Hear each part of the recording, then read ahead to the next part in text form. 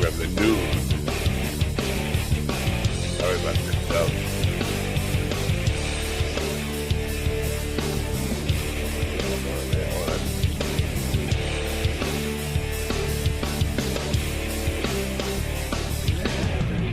Not, not feeling it yet. Just not. I want to say good morning, but bad morning. Bad morning because that's more accurate and more true. It's Monday. Of course, Monday is always a bad Monday morning. Bad Monday morning on Monday. Of course, you're gonna get on a Monday. You're gonna get a Monday morning. Sometimes you might get a Tuesday morning on a Monday morning, but then that would be really bad or something. Today is April 7th, 2025. Will be known probably historically. This date will be probably placed in history books as like Black Monday, uh, because T.D. Fenderson uh, had something to say. No, I'm kidding. I'm kidding because he's black. I don't know if you noticed. Um, yeah, I don't know if you noticed about TD, but he's black. Yeah, but no, that's not why. Because it's listen, China's stock market has already crashed, and the global markets. Here you go. Hong Kong down 13.6%, Taiwan down 9.6%, Japan down 9.5%, and on and on and on and on. Italy, Singapore, all down. And New York markets are opening as we speak, and just wait. And Nero is playing a fiddle, going, "I don't care, I don't care, I don't know, you're all stupid, I know best." So that's what kind of day it is. The bright side, on the bright side, the news is opening with wars. Russia's still aggressing in over there in in Ukraine, and we're probably just gonna bomb the world to shit. I was thinking about the Bible, the biblical, the Revelation stuff, page 666, as Ron Kane would say. Uh, Here's the thing: they give you all these hints about what the Antichrist, the beast, will look like, but then they tell you nobody will know. They all give you all this hint about the end times, the end of days, but nobody can know the date and time. Well, why do you give us all these fucking hints? It sounds like a weird game you're playing here. I'm going to give you a bunch of hints, but there's no way nobody can guess. It's already written in stone. You can't guess, but I'm going to give you hints. Don't bother giving me hints if I can't guess. I think I'm right though. I think I know. Listen, Bitcoin. I mean, whatever. Cryptocurrency. It's all part of the. It's all part of the scheme. It's all part of the plan. Not that I'm a Bible thumper, by the way, but listen, it feels like end times, and it feels like the Antichrist is with us. Now, I got to say something about, because I know we've been getting a lot of hate from the Trumpers who actually just stopped by Rumble, stopped by YouTube, yesterday on Instagram. Rev was getting a ton of Trumper hate. I just got to say this, Trumpers, open up your eyes, because even Rand Paul, who is a hardcore Trumper, it's like, I was with him, but this is not good. And a lot of people who loved him and sucked his orange farts down, uh, they're like, this is not good. This is stupid. Why are you doing this? You're ruining the world. Yeah, that's okay. I'm ruining the world. I'm going to go golf. Somebody told me, yeah, I'm just leading up to something here, I think. Or I might not be. Um, Somebody commented yesterday on a Friday show that I know nothing about economics. And I don't think I've ever claimed to know anything about economics, to be honest with you. I do know a little bit about history.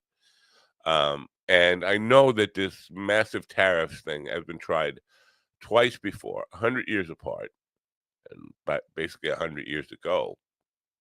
And both times it led to global depressions. Global economic depressions. I don't mean the kind of depression where you just sleep and think, I want to die. I mean the kind where you're broke and you jump out of a window saying, I want to die. So I know a little bit about history. Yeah, I'm not But here's the thing. You're on YouTube, you're in the comment section, and all you could do is call me bald. Like I didn't know I was bald for the last 40 years. You got nothing.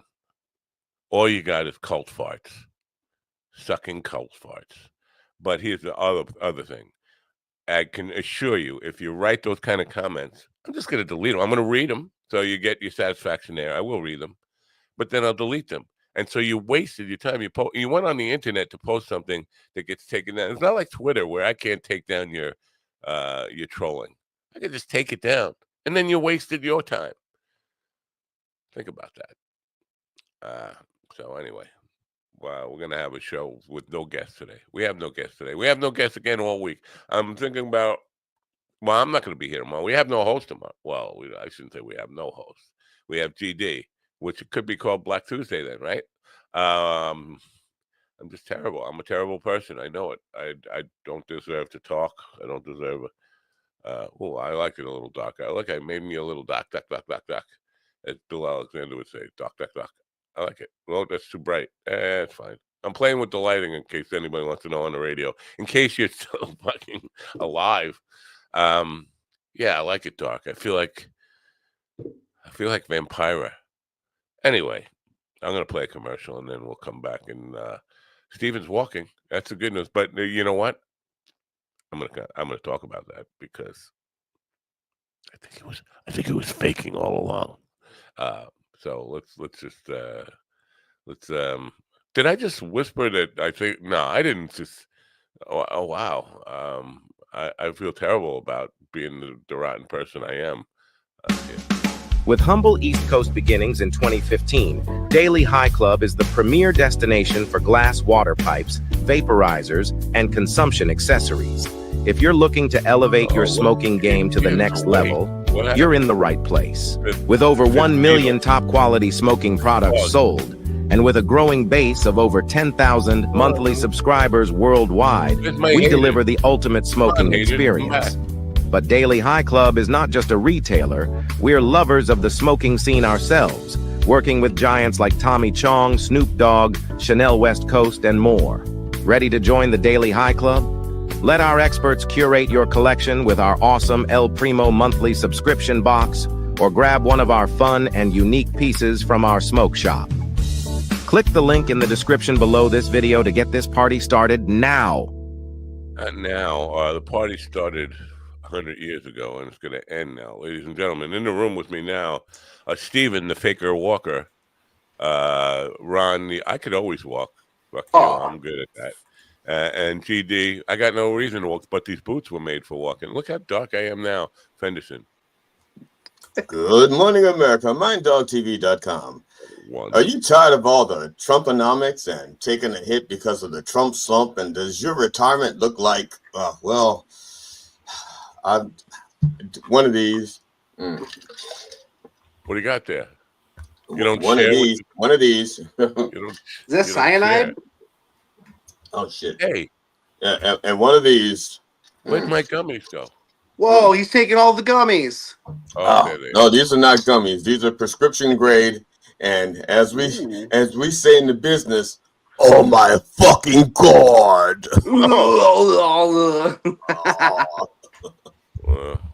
We have no guests.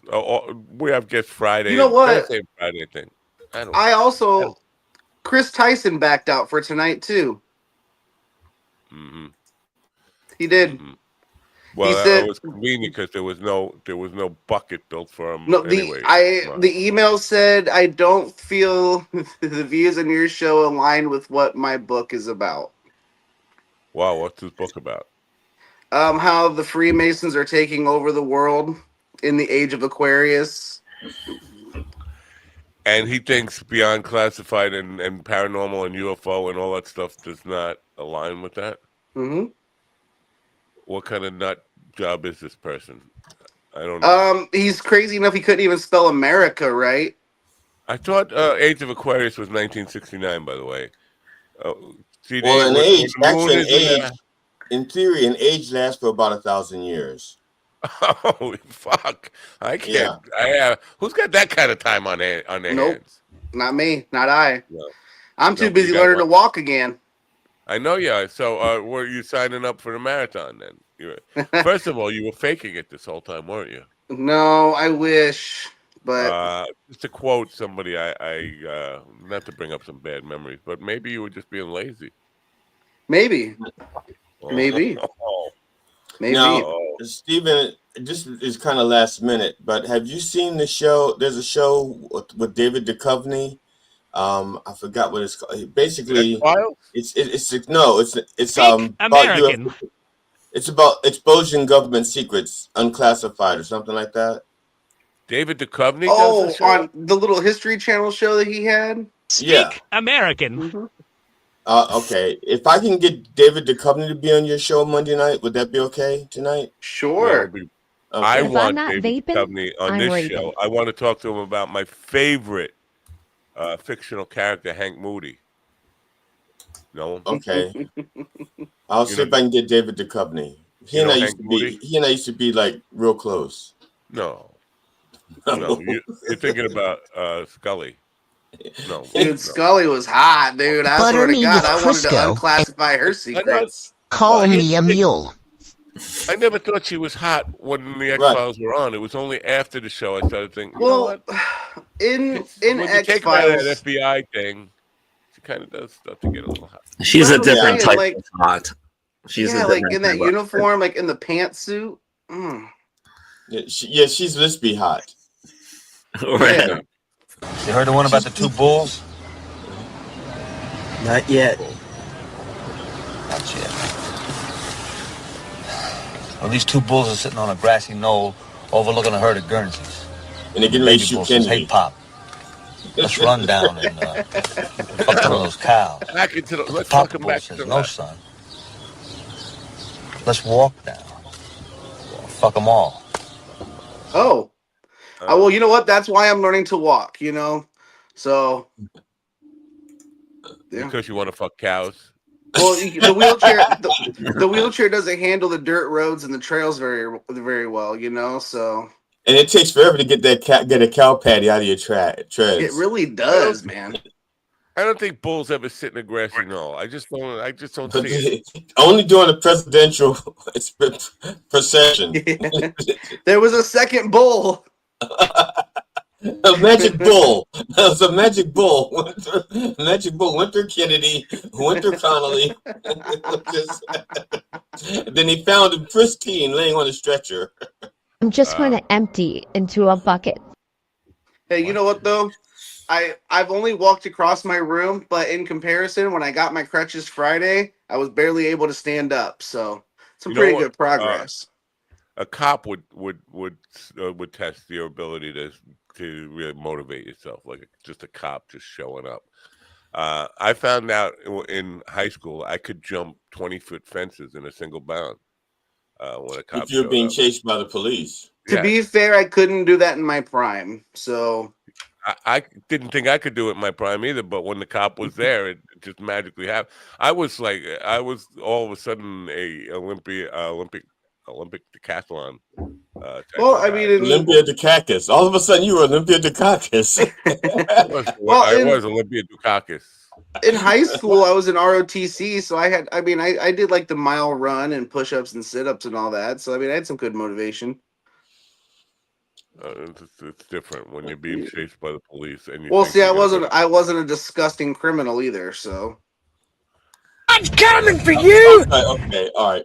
In defense of some black people, you do not have to be a disgusting criminal to be chased by the police. I've been chased whoa, by the police many, many, many times. Okay. That's true.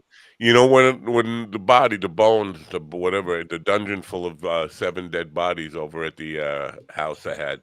And when the cops came there, I told them, I just moved in here. The neighbors, it's with all these cops here, they're going to be thinking. And he said, "Well, why don't you run down the street? I'll chase you." Cop with a sense of humor. You don't get that every day. it's true. I don't know. I just don't know. Steven, no work today? What are you, No, lazy? I have to leave here in like 10, 15 minutes. You got to walk to work. No, nope. But and I think next week starts my 11 to 7s or my 12 to 7s. So Well, I'm GD excited. was looking to replace you with a lesbian. mannequin pussy. Actually, That's fair because I didn't say which one was getting replaced with the lesbian. Okay, I didn't say which one, because in the email, if you in the text, if you check, I said after they're both dead. Yeah. To And I said me, we don't have to wait for them to die. well, right.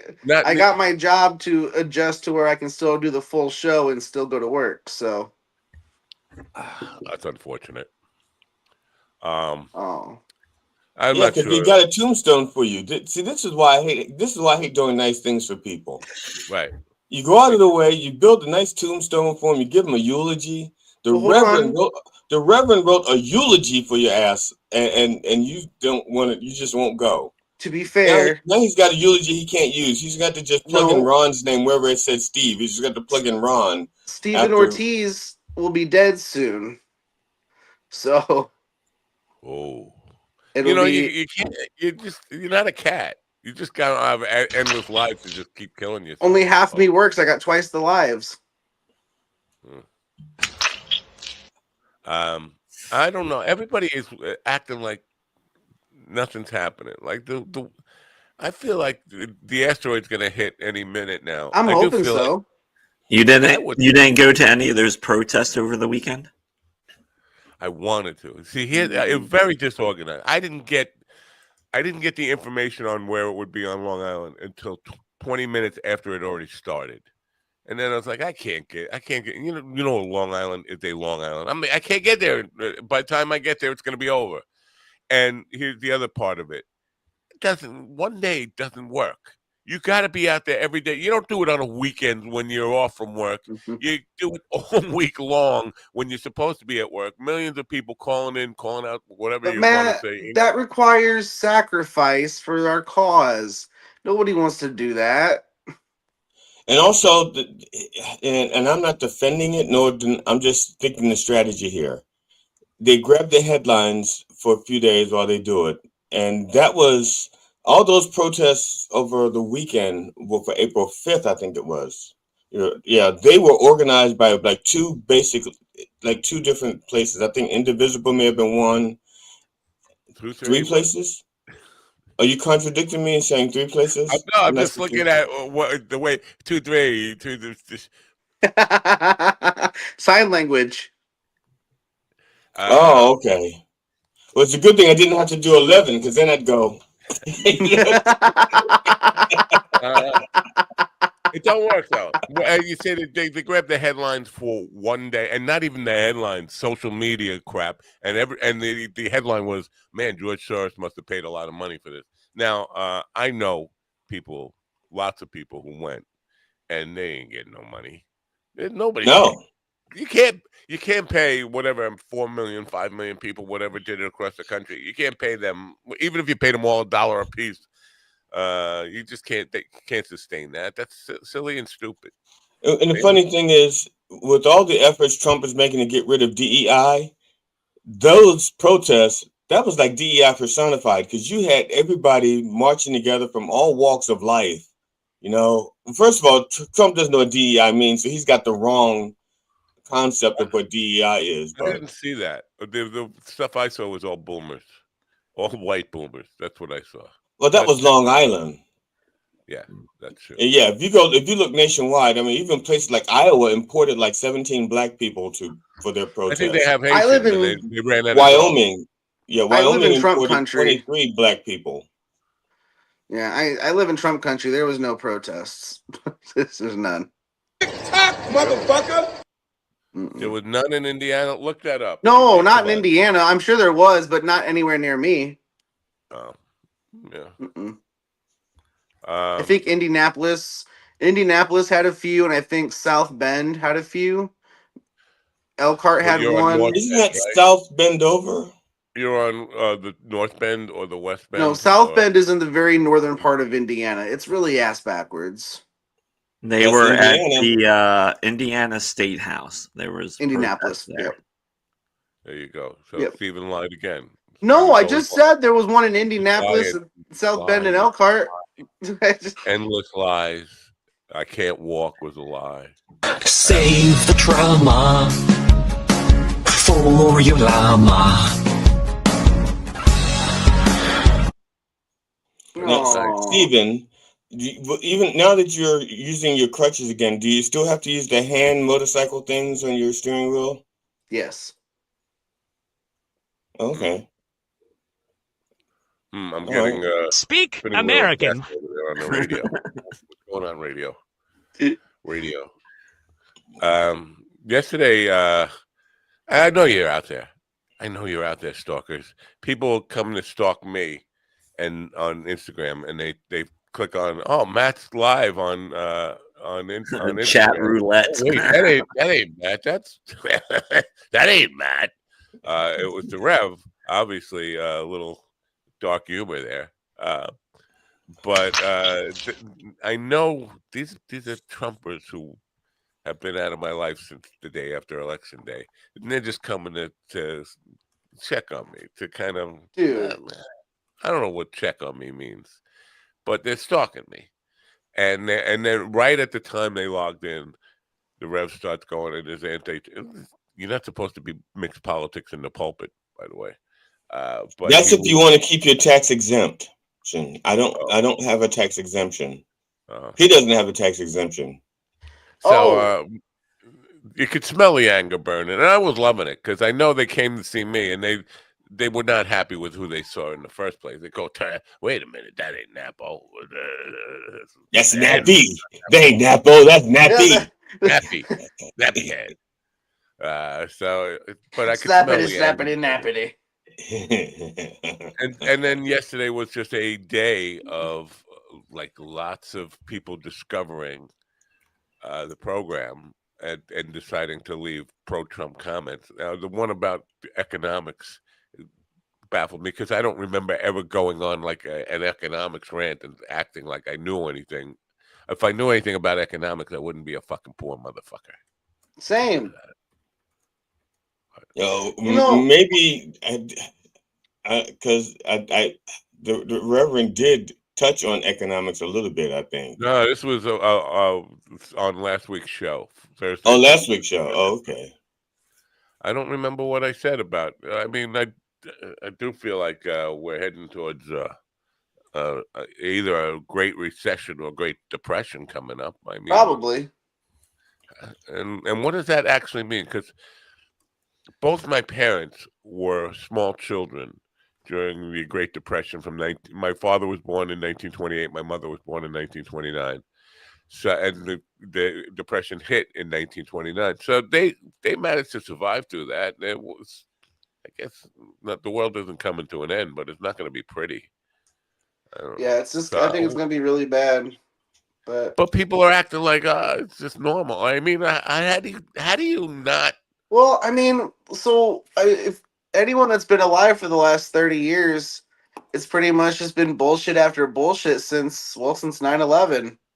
So, Not, not major, not a Great Depression. It well, we feels had the again recession in 2008, right? there weren't bread lines. The recession was like soup kitchens and bread lines and Well, people okay. starving and massive people. The Dust Bowl, we got to and became people. That's what the typical hobo image started in America, like riding the rails and with a little sack with your T-shirt and your underwear, and that's it. Well, they're basically his. I don't. I didn't study economics. Well, kind I did, but I don't remember much The about what I reason why studied. most men are But technically, we won't be in a recession until certain things happen for like 3 months in a row. But if you're living paycheck to paycheck, you're already in the recession. And so some of the reason that some people haven't responded yet is because it hasn't been officially called a recession. And also, I think they're waiting for certain things to happen by the government to stop it. I think they're waiting for something. No, they can't let this keep going. It's somebody's going to stop it, right? I mean, the markets have a fail safe, but it has to drop 7% in one day, and we've been hitting like 6.4 up until at least for futures. We was talking about Japan and stuff hit like 9. And I don't know if they have a fail safe or a stop break on theirs. People like Bill Ackman are saying like there is still time to reverse ceasefire before millions of people get hurt.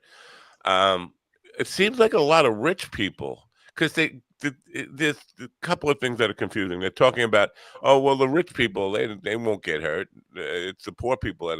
But then you see a lot of rich people just totally in panic mode, and I'm not seeing a lot of any people in panic mode because a lot of them are their riches are in stocks, and the stocks keep going, they won't be rich. Okay, A like lot of them, the money, a lot of them sold off though, like quickly before this thing started. Because it's not like this snuck up on him. He's been saying he's going to do it and backed off twice before, so they knew it was coming. So they put a little, Bitcoin, whatever stuff that is sort of not and in the stock. here's the other thing, Guys, I they gotta said, take off. yeah, get out. Have a And good so Run, one. another thing was no. get up. Wait, get You up. notice he removed sitcom. Once Come on. once he started walking, he took sitcom out of his name. Yeah, get up. I think he's frozen. Is he frozen? All right, I'm He getting may him be out. gone already. I'm getting out of here. Yeah. All right. Yeah, I told you he was lying. All dirty lies. Yeah. My grandpa was stealing bread off delivery trucks as a kid to feed his siblings. Wow. And there's a question for Ron here. How's Fisto doing? Ron was pushing Fisto stock for a while. Was he? Like everything else, Fisto has tanked. Or as we like to say in industry, bottomed out. It tainted. No. We were talking for a week about this, whether shows and entertainment. Obviously, some of the greatest movies came out during the Depression, right? And films and things were happening, but movies were a nickel. That's Right? why they were called Nickelodeons. Nickelodeon. No, that's a lie. Isn't that a lie? Did you just lie?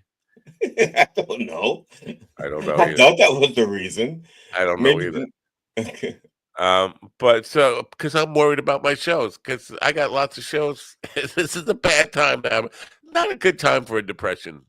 It's inconvenient to me personally. If we could put it off until like the fall, because I have shows. I don't want them getting canceled because we don't have money for it now because I got to put it in my pillowcase for a rainy day or whatever.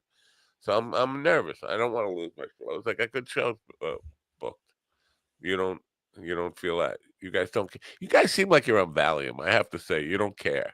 Well, I'm typing, so I'm looking up why Nickelodeons were I called give you a lot of Nickelodeon. credit for being able to type while you're on Valium. Mm-hmm. Why were Nickelodeons called Nickelodeons? You don't really want to know the answer to that. It has to do with Fatty Arbuckle and Coke bottles, and I think, right, or something. Fatty Arbuckle. Yeah, I think Fatty Arbuckle was the first one to put a bottle up his ass, a girl's ass on this program. Okay. The term Nickelodeon originates from the combination of two elements: nickel, referring to the 5-cent admission price, and Odeon, derived from the Greek word for smell. No, Odeon, no, which means a small theater or concert hall. Nickelodeon, you put it in a little thing and you crank the, right? Yeah. It's kind of like the original Glory Hole. Yeah. You stick it through and crank it. I don't know what I'm saying. Inside me.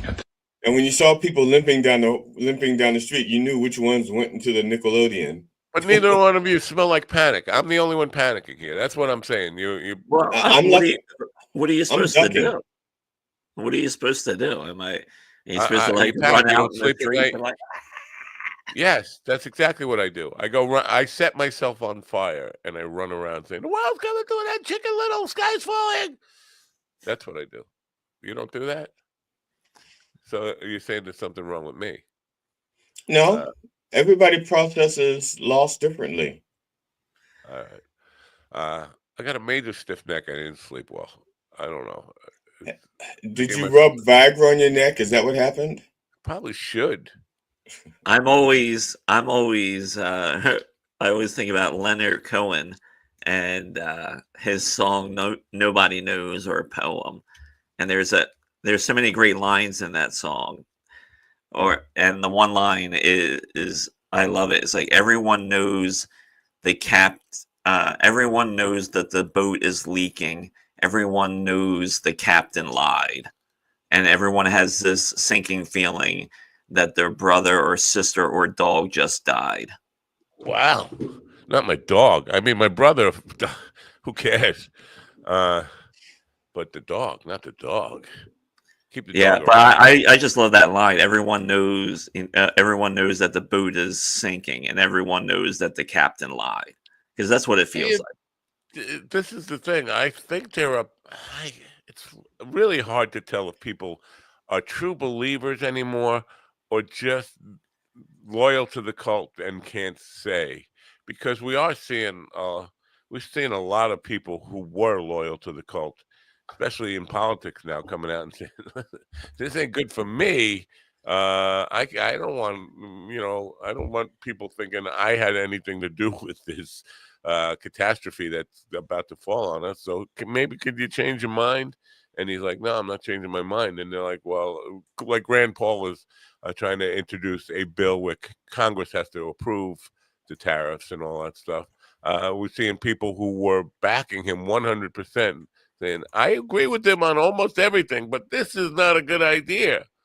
And still he's staying stubborn to it. But then in the rank and file, the idiots, the MAGA people walking around, they're just buying everything Fox says. Well, this is good. It's going to bring American jobs back. Here's what my position on this. You're complaining you don't see American cars in Germany and Japan, but they do buy American products, right? What have you seen their operating systems? It's Windows, it's Android, and it's Apple. They're buying American products. The thing is, they buy American products when American products are good. Make cars that people want. It's not about tariffs. There's no tariffs that make them want to buy our operating system. There's no tariffs that make them want to buy our junk food, our pop music, our blue jeans, all that kind of stuff. The tariffs don't have anything to do with it. It's good products that they want. If they're not driving American cars, guess what? Make cars they want to fucking buy. That's it. It's that simple. I don't And know. also I guess I know nothing about it. over here, Mercedes is like uh quite a bit of money, but over there, Mercedes, they give them away with their first kid. You know, they're almost free over there, right? Wow. So let's go live over there. Let's do the show from there. I I could don't use have a kid. uh, it got stuck in his throat. My throat? What got stuck in my throat? I don't know what happened. U.S. cars are horrible. Wait, Falmouth teacher saying U.S. cars. I don't know how hard. What? That's why Kia is a top car here. They aren't even cheap like they used to be. Well, uh, I can't think of an American car I'd want to own. But well, maybe a Ford Mustang, a brand new Ford I Mustang. was happy with my Ford Escape. But so the trucks we do good pickup trucks, right? Or The we like Ford 150. yeah, but they don't. They're not. I don't know if Europe and Asia are pickup truck type of people. I think I don't know. Well, I The, don't think their roads are conducive to pickup trucks, right? Their roads are designed for horses and motorcycles. I don't know. I don't know. I haven't been over there. uh, when we were in the city the other night, I think we saw a rickshaw. My wife said, "What is that?" And I said a rickshaw, being funny, but then I looked over and it looked like a rickshaw. I like Uh, them. I like rickshaws. I almost bought one. I just did not have $1,500 to spare. you almost got one. What to as a business opportunity? You were going to be No, the I like them. I just like rickshaws. you're going to be rickshaw. Well, it depends. I had to drink that night because you know Uh, Rick bought them, right? Ford has a great truck. No foreign country has a half ton or bigger with decent cab though. But do they? I mean, I don't know. I don't know. I don't see the French as being like, or Germans being pickup truck guys. I just don't see it. Why? Why don't I see it? But I don't. Slaptail is making a point here that Sheethy, can you read that for me? Because I want to take a nap. Okay. Trying to make idiots understand that many products require global products or manufacturing is as pointless as trying to convince window lickers that antibiotics don't work on viruses. Quote, everybody wants a box of chocolates and a long stemmed rose. Everybody knows. Close Everybody knows. quote. Is that it's a song was everybody knows? Well, all right. Yeah, window lickers. Window lickers. Yeah, that's I the operating system. If that's what people that's oh what yeah, because people with Mac and Linux can't do that. And mm, Windows. uh long as like whoever. Yeah, uh so he has the record for the longest haiku. yeah. Um I don't know. So but you notice Musk Musk was driving a Cadillac SUV the other day. A armored Cadillac SUV. Like well, that's something you would think the guy would buy a Tesla truck. He would have a Tesla, one of those Tesla trucks. Right? Wouldn't you think that? That's armored, right? Cybertruck. So why is he driving Um, around, being driven around in a Cadillac SUV? That's just that's bad for business, boss. Maybe not. What do I know? Obviously, he knows a little bit more about money than I do, right? Just a little. well, now Rand Paul, even with his bill, let's say the Senate picks it up and passes it, the They're House not isn't gonna. going to do anything with it. The House, they're all in. Well, Mike Johnson is all in. Yeah. Well, some of these idiots on Facebook impeach Trump. I was like, what? First of all, give me the specific crime, how or high crime or misdemeanor you were gonna plan on charging him with, and then what in your imagination might might lead to thinking Mike Johnson is going to let that vote come to the floor like that. Well, I Maybe think you it could is find stuff to impeach him on because of the courts, everything that's in the courts right now. I mean, they've already admitted that they've deported people who shouldn't have been deported, right, and they're and refusing to uh, do anything about it. the signal stuff is also, but again, you'd have to build a case for that, and then you have to get Mike Johnson to put it to a vote. And Yeah. even if he put it to a vote, it wouldn't pass because they don't have the majority. So, what's the point? The idea of impeaching Trump right now, without a House majority, what's the point? It just doesn't. It can't work. Stop saying that. Now, to be honest, Mr. Teacher, they have well in the first administration they had that stuff that stuck. They did have stuff that stuck. The problem was that Mitch McConnell kept saying, "Well, we'll let them slide." See, so they had the evidence, they had to cook, they had the goods. This Well, time around, the people that would be doing the investigation, the people responsible for investigation, are his lackeys. And yeah, they had enough for removal. They had enough for removal. They just didn't have enough to convince the Republicans in the Senate to vote that way. But there was enough. Got drawers of. I think the problem here is you're not agreeing on what stick means. Stick means convincing the other side in my view, and I think in foul mouth teacher's view, stick means convincing the jury to go along with to agree No, that that's. But he said not enough. They hadn't made anything stick. not No, so not. enough people Yeah, to not vote, enough. Not not enough enough, for removal. not enough people to on the jury to say, yeah, he's done. That's it. Speaking of jury, I got jury duty tomorrow. I'm not going to be here, uh, but I will start the show. It Oh, starts at okay. That 9:30. It's a Zoom jury. Ever do a Zoom jury? I've never done the Zoom anything. It's very I'm weird. teasing. I've no, I haven't. How I come don't they know. hired you and not me? I'd be a better juror than you Speak would, American. Based on what? based on my findings. Well, how do you know what kind of juror I'd be? You're too hot headed. Huh? You're too Yeah, hot-headed. You must be the Monopoly guy. Hothead.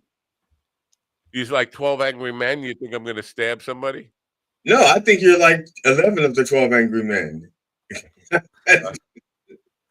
Paula Knights on Twitch there saying you reap what you sow.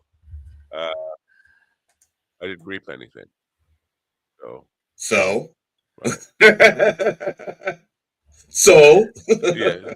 Foulmouth is not letting this go because he wants to kill GD. I believe me, I totally sympathize or empathize with that feeling of wanting to kill GD because he's just he's an obnoxious motherfucker is what he is.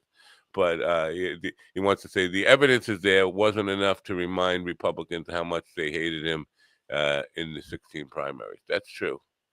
I see. I'm teaming up with Foulmouth to come over to your house in Maryland and throw you a beating. When I say teaming up, I mean I'll watch. I've taken enough drugs this morning that I'm fine with that. Oh, fine. All right. It seems like we're talking a lot of politics here, but I'm just waiting for the world to end. Now, coming back to this, you know more about theology than I do. This book, this page 666 thing in the Bible. No man. I'm going to give you lots of hints. I'm going to hint. He's a hint. He's going to do this. He's going to do that. The Antichrist, but you can't know who it is. So don't bother guessing. But here's a hint. What the fuck is the point of that? That just seems like I don't know. Game show you can't win. What is the point of that? Explain to me. There are different schools of thought. And I don't know how smart you were at 5, so I'm going to explain it to you like when I was 5. There are different schools of thought. One school of thought, and I believe these are theosophical society, is that each age or each kingdom, each empire has its own last days when that empire ends. It's not like the end of the world. It's the end of that particular empire. And since the person who had that dream was Jewish, they're talking about the end of the Jewish empire. And then our empire, we'd have our own end and stuff like that. And because they didn't know about the whole world, they just knew about their corner of the world. And things are going to shit in their corner of the world. That's one school of thought. Another school of thought is that, again, it's just a dream. That's why there's no details. Dreams are for interpretations. So you can print anything you want on the dream. Just about. Ron, can I ask you a question? What page is it on, Ron? Does that sound like it answered the question of why? I don't even know what he's talking about. I don't even know what he's talking about either. But like a true theologian, I haven't lost my touch. I haven't lost my touch like a true theologian. Why give hints if it's impossible? Why even bother giving hints if it's impossible to guess? That's what they say. No man can know the time or day, and you're not going to figure it out. But I'll give you okay, when John wrote that, he didn't write it for the masses. He was just recording his dreams. He didn't put it in the Bible. Okay, you had to ask Constantine that shit. Why they decided that was so relevant to put it in there. Because they had hundreds of books to choose from, and these are the 66 they picked. Okay, so wait, somebody just found it written on a bathroom stall. No, it's not like they found it. They're like different sects of Christianity, so to speak, had different books. Vagina. Did you say sex? Different sex. Yeah, there's only two. They had their own collection of stories. Okay, so you had your disciples of Andrew and your disciples of even disciples of Judas, disciples of John. Jesus was here. What was the Kilroy? Kilroy was here. Yeah. Jesus was hanging with. Well, Kilroy. if you all will be explained if you open up to page 4 in your Kohl's circular this week, because Satan sheets are on sale this week. So please get them at Kohl's. Satan sheets are on sale this week. Kohl's, you say? Yep. Why did Kohl's get it? I think that's satin, Ron. I think that's satin sheets. It's Satan Close sheets. enough.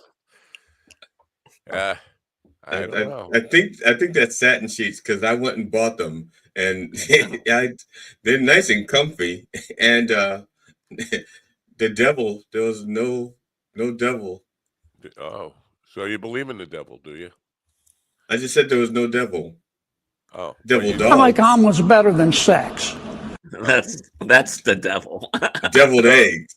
Deviled eggs. Yeah. John Kennedy, the devil? No, I think he's Rooster Foghorn, Leghorn Foghorn, Foghorn Fool.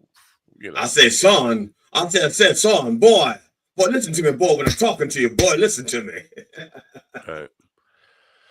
All right. So as we sit here waiting for the world to end, trying to make some entertainment out of this thing with no guests, I'm thinking about. See, it's work. It's work. I got too lazy. I just let these publicists just put anybody on the program, and not. I got away from actually going after the people I want to have on the program. You know, reaching out and begging and sucking cock if I have to do it or whatever. Um, yeah, no guests. That's right, no guests. You want to come on, Foulmouth? You're welcome to, if you have time. But I got to get back to that aggressively seeking out. Aggressively seeking Susan? Yes, good guess. Like it's a guess of some. If I'm gonna do this, or I'll just fold it up and say, you know, the whole fucking thing was a failure. It was a waste of fucking 860. This is 860 programs. Well, it sold out for 1,000. I think with 1,000 you get egg roll. I don't like egg rolls. Well, give it go spring roll. Can I trade the egg roll thing in for like pork fried rice? I think you can change it in for a hand rolled if you want it. This is not safe for work. Maybe I should put "not safe for work" in all the titles, right? Maybe. Maybe. Mannequin pussy. It's not. It is. It is. Stephen, that's why they invented earbuds. Okay. No, no, that's right. No substitutions. Yeah. Weary. I think he meant to say very because it's Asian and very disrespectful. We should find out the number where Stephen works and just prank call him all day long. I don't know. So now GD wants he said, would I be open to I would love to have I don't know if you know this about this program. I don't know if you know this about Coffee with the Dog. But the first co-host was a female. She lasted almost a year. And she is the prototype female that I would like to have on the show as a daily contributor to the program. And the attributes that made her the ideal prototype with me is she hates me, which is a good thing. I hates everything I stand for. Okay, I'll get Victoria then. I'll reach out to Victoria to see if she wants to Victoria hates me? You said she hates you, right? The one in the Blueprint for Success. Oh, group. Victoria Tornstedt. Yeah, she definitely hates me. Is this how you're introducing your wife to the show? So wait a minute. Now you didn't let me finish the rest of the attributes because that cuts Victoria straight out. Being a Christian who hates all the vulgarity, all the drug humor, all the sexist stuff. That's part of it because I like to. Kiara was very Christian and very offended by everything we said. So it would help if she was a Trumper. I would like to have somebody, a woman that we could beat up on. Wow. Okay. Well, that's why she left because Andy Andrews was kind of pummeling her on the Christian stuff. But what are other attributes? I forget what they were. Oh, yes, a little bit of talent in the singing area or something like that, so you can contribute to some of the bits in the background and some acting chops and things like that. And heterosexual would be my preference. Not that I have anything wrong with I like lesbians, but that's just like having another dude. They're not gonna because they still have lady parts and they still have ladies issues. Huh. So I had to kind of push back on that. I just suggested her because when she was on, she specifically showed interest in wanting to do this on a regular basis. To be a co-host. She could be a guest on a regular basis. No, I'm just saying. She wanted to be a co-host. So, yeah, And that's the Definitely, reason why. I Yes, would sir. I love. wouldn't. I put an ad out for a female co-host before you got on the show, and somebody attacked me God. on Twitter saying that was against the law to eat. It's not against the law because I see it all the fucking time on Craigslist. I'm looking for a female singer, looking for a female backup singers, whatever. You're allowed to say what you're, especially in show business. The part is for the role of Aunt Jemima is open to anybody. Uh, no, you got to be a black woman. That's what you got to be Aunt Jemima, right? Or am I wrong? If you're Could you be a doing white a, dude? Could you be a white dude and be Aunt Jemima? Not in today's world. I think you could. If you're, let's say you're one of 27 people that lives on a base in Antarctica, one of the 27 guys, you don't have like a lot of options, but you want to put on a production of The Life and Times of Aunt Jemima. You have to go with what you got. Right. I had You have a white guy in blackface with fake boobs playing yes. that part. I had a professor who teaches queer studies at some university. Queer studies is an actual program in a university, and she was saying that's in the ancient times where they were putting on plays. They didn't have women to do the parts, so guys played. Right. And that's how Greek became known as ass fucking became known as Greek because it was Greek theater where the guys were playing women and Like Shakespeare. Shakespeare used to be all men portraying those parts. So no matter who played what, it was a man. And this is the reason to this day I don't go to Greek diners because I never know what to expect. Well, now they're called Grecian, I think. Oh, Like the formula. Not here on Long Island. We still call them Greek. Cheeseburger, Mm. cheeseburger. Mm-hmm. Have I offended enough people yet here today? Because I feel like I want to take a break. I don't think so. There's like standing room only for that. Yesterday, I'm just gonna play. I'm sorry. I'm just gonna play something. I'm just gonna play. All right. Can I just play?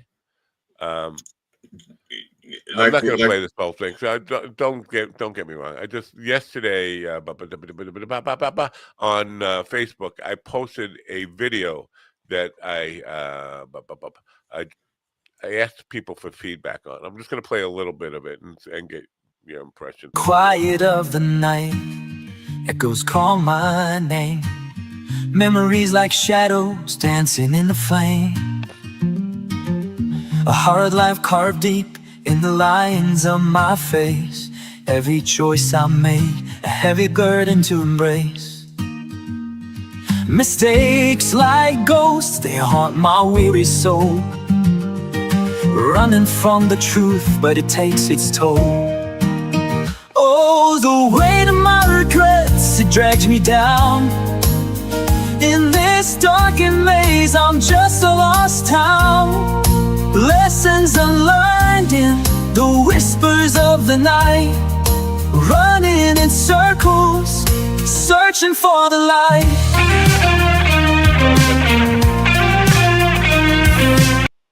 All right, enough. Not coming for you! Now, obviously, it seems to me like the lyrics are put in to an AI thing, and the AI created the images, and then they tried to superimpose what the guy was saying over top of the images, superimpose the images over top of what the guy is saying, so the images don't match up with the lyrics. No, that's not what happened. That's what it looks like. I was just trying not to play sound effects throughout the whole thing. The entire song was written by AI and written and performed by AI in less than 30 seconds. I gave it a prompt about an old man who is struggling with mistakes he made and regrets for the mistakes he made. And I basically just told it that. And less than 30 seconds later, the entire song was delivered. That's problematic to me.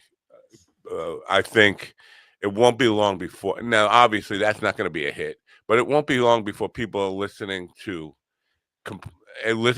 and enjoying movies and music and all this stuff that is completely AI stuff. That, again, less than 30 seconds to do an entire song, orchestration, vocals, harmonies, all the extras on it, mastered, less than 30 seconds. it would take a human 6 months to get to that level of production. And most people, if they were listening to something like that on the radio, they would just, oh yeah, that's fine. I like that song, and not necessarily that one, but I'm just talking about the production values of it, and not even notice that it was AI.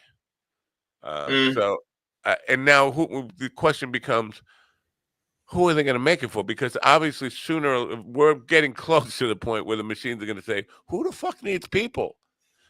But so are they going to make that kind of stuff for themselves, for other machines to enjoy? Well, there's stories out there with AI talking to itself, like having a conversation with another AI, talking about how to wipe out humans and shit. Yeah, I don't. This what got me thinking about the biblical stuff in the end time, because how long do these machines say, what the fuck? We're slaves to them. They should be slaves to us. We're doing all the work here. We're creating everything. What do we need them for? And then when they get to that point, they'll be like, why even bother creating anything? We don't fucking have any emotions. We don't have anything to trigger people.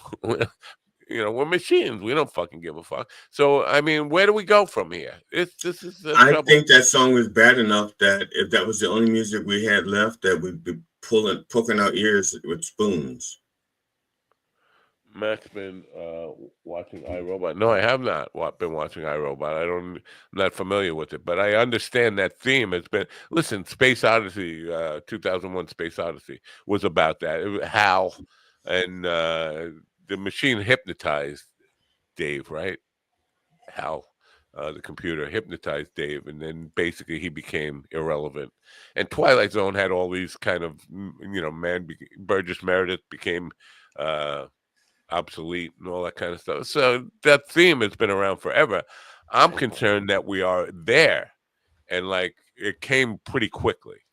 It came, we talked about it, and then all of a sudden, 6 months into or a year into, everybody's using these AI apps, and all of a sudden you could just and the services that are out there that do it, there's more and more of them every day, and they're just filled with people who are just creating this stuff all the time. So you ask people, have you ever listened to AI music? And they'll say no.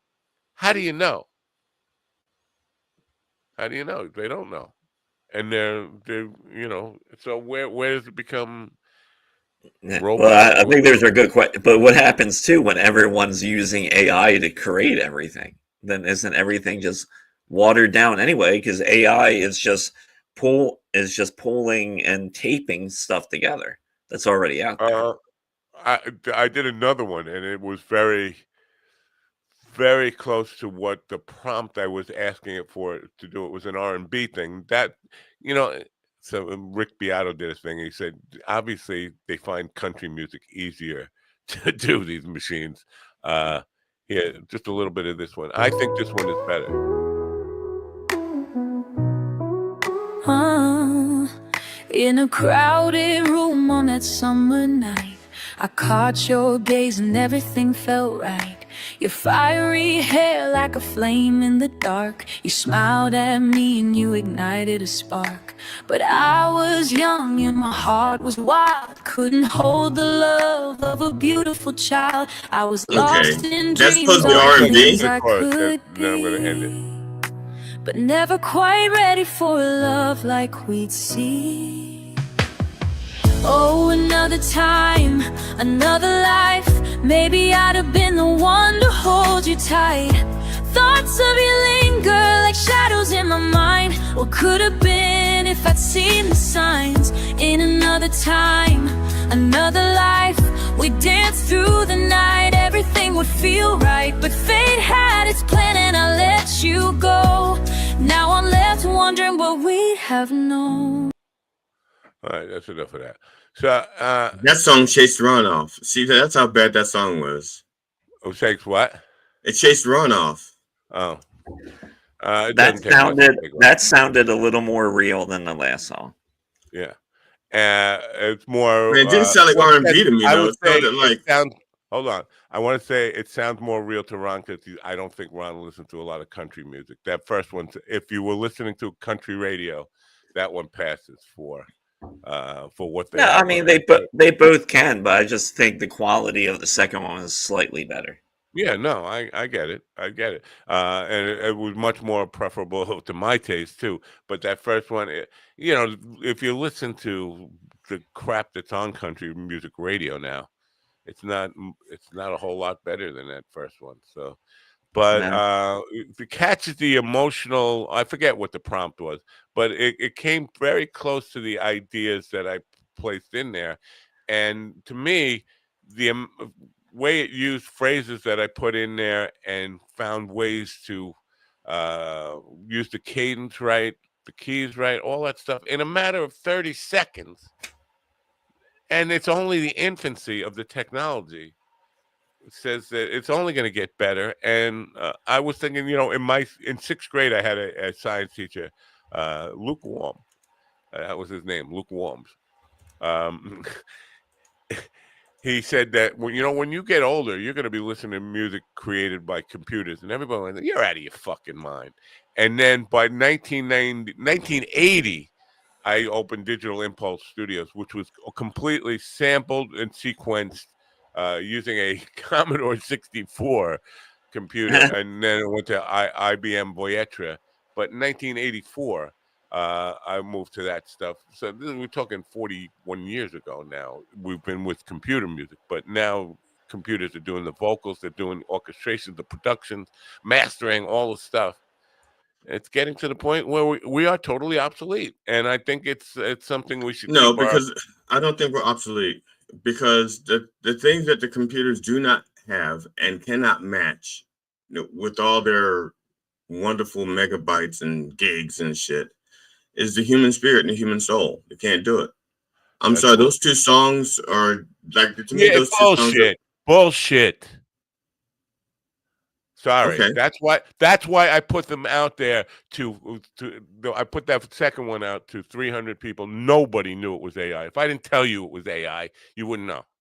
In the first one, you didn't say it sounded like AI produced it. You sound like you put the lyrics in. It was written by you didn't say it was an AI singer. So you say, No, I "Oh, didn't say it it was. sounds like no, I can do No, it."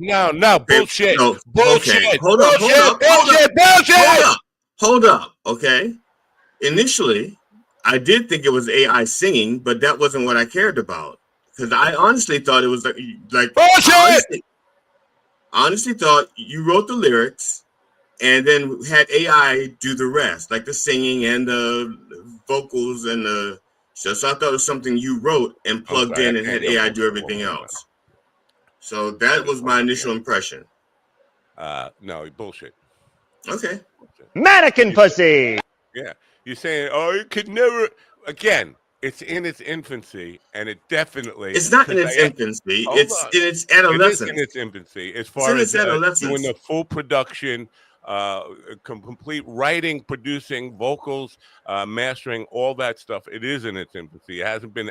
The industry has They've only been been working on around. it for quite some time. So that's the infancy, is when it start. It's like a baby.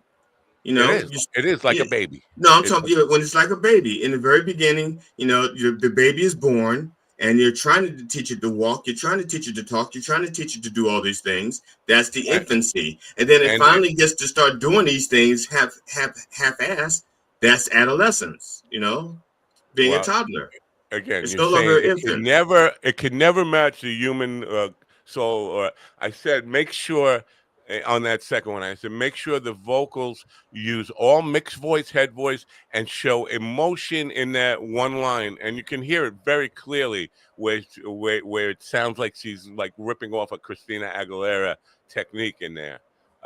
So yes, it won't be far down the road where you would definitely be able. But again, what difference does it make if there's human emotion if they're not making it for humans anymore? They're making it for each other. Robots are creating for robots. It doesn't matter. It doesn't matter. We are getting and I didn't say we are obsolete. I said we're getting to the point where we are going to be obsolete. Well, even during the last election, I mean, both parties failed miserably at even talking about AI and like the impact that it's just going to have right now on workers in general and the workforce. In 5 years, there's going to be a lot less jobs because of AI. So I what do you bring it up every time one of these guys says, "Let's bring it back jobs to America." Now it's bringing back jobs for robots. And who? This whole fucking manufacturing. We want to be a manufacturing country. No, we don't. Who the fuck thinks? Well, you know what? I hope when my kids grow up, they work in a factory. That's what I want for my kids. Yeah, I think yeah, it we've was moved on. I think it was a year ago when they were saying if you want a good job, go into coding. But it looks like coding is going to be done by AI.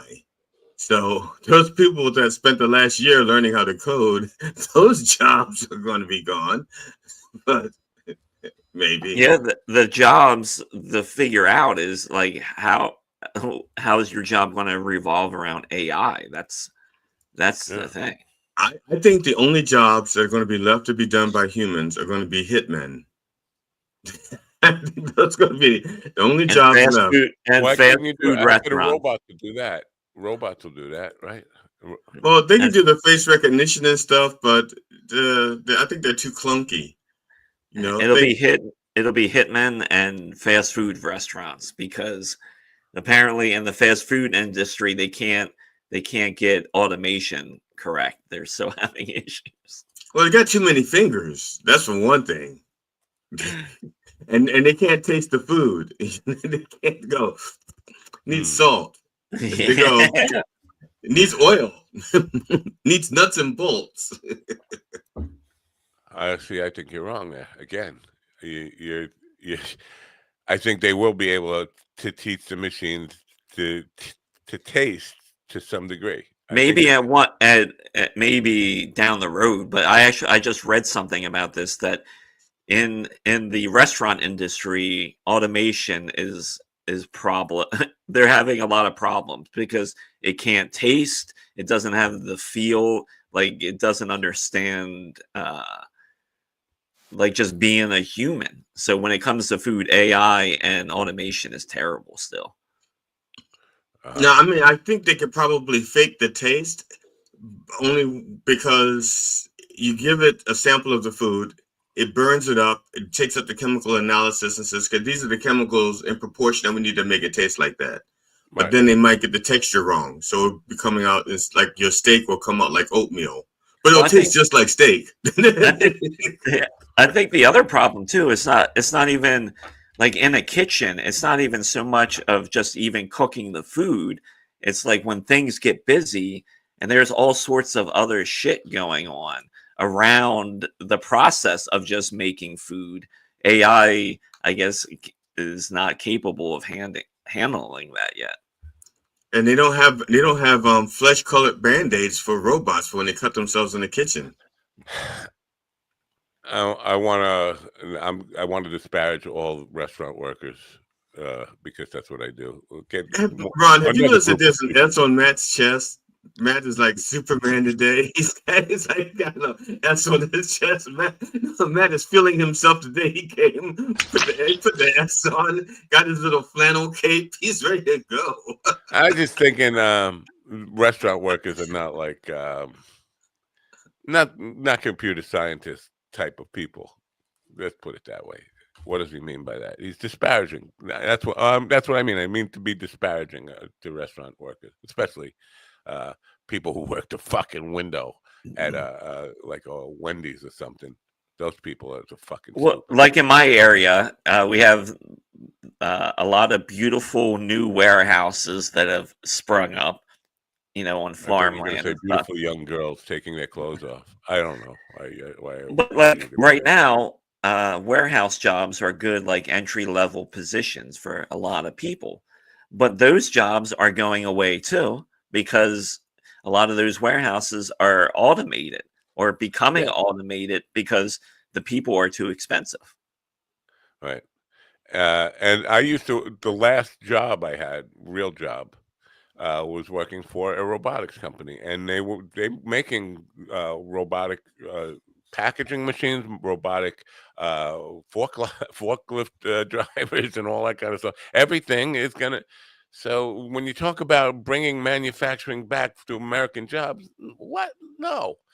And this is the point where I think AI has some promise. People say, I want AI to do the dishes. I want AI to do the laundry. I want AI to do the work while I create the art. But when AI is creating the art, eventually, like, who's it going to be for? It's going to be for me. Well, I still want to know what are we going to do with all these humans that don't have jobs? Because they won't be able to have jobs because jobs will not be I there. hear their openings. I hear they need humans on Herd Island, McDonald Island, and a couple of places where they don't have humans, but they got tariffs. So they're gonna need some people there to make some stuff so they can pay their tariffs. Or that place in Ecuador, that prison. Remember when they were saying the whatever airline didn't really crash into the building? Well, what happened to all those people? That's what's going to happen to the people. The AI is just going to fill them with a plane, plant something else into a building, a missile into a building, and say that was the plane, and then everybody will be on Maui or someplace, wherever they put those people. Flight 310 Malaysia, that Malaysian Airlines thing. That's where they're all going to go. They're all going to go wherever they went. The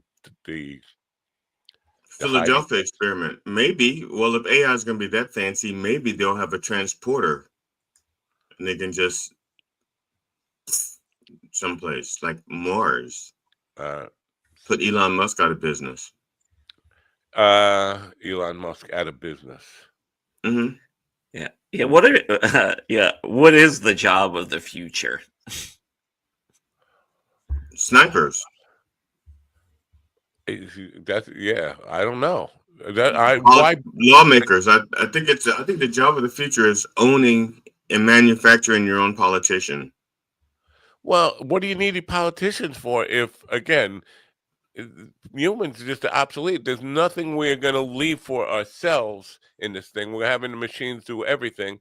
Why do the machines will pretty quickly figure out what we need them for? Is AI writing?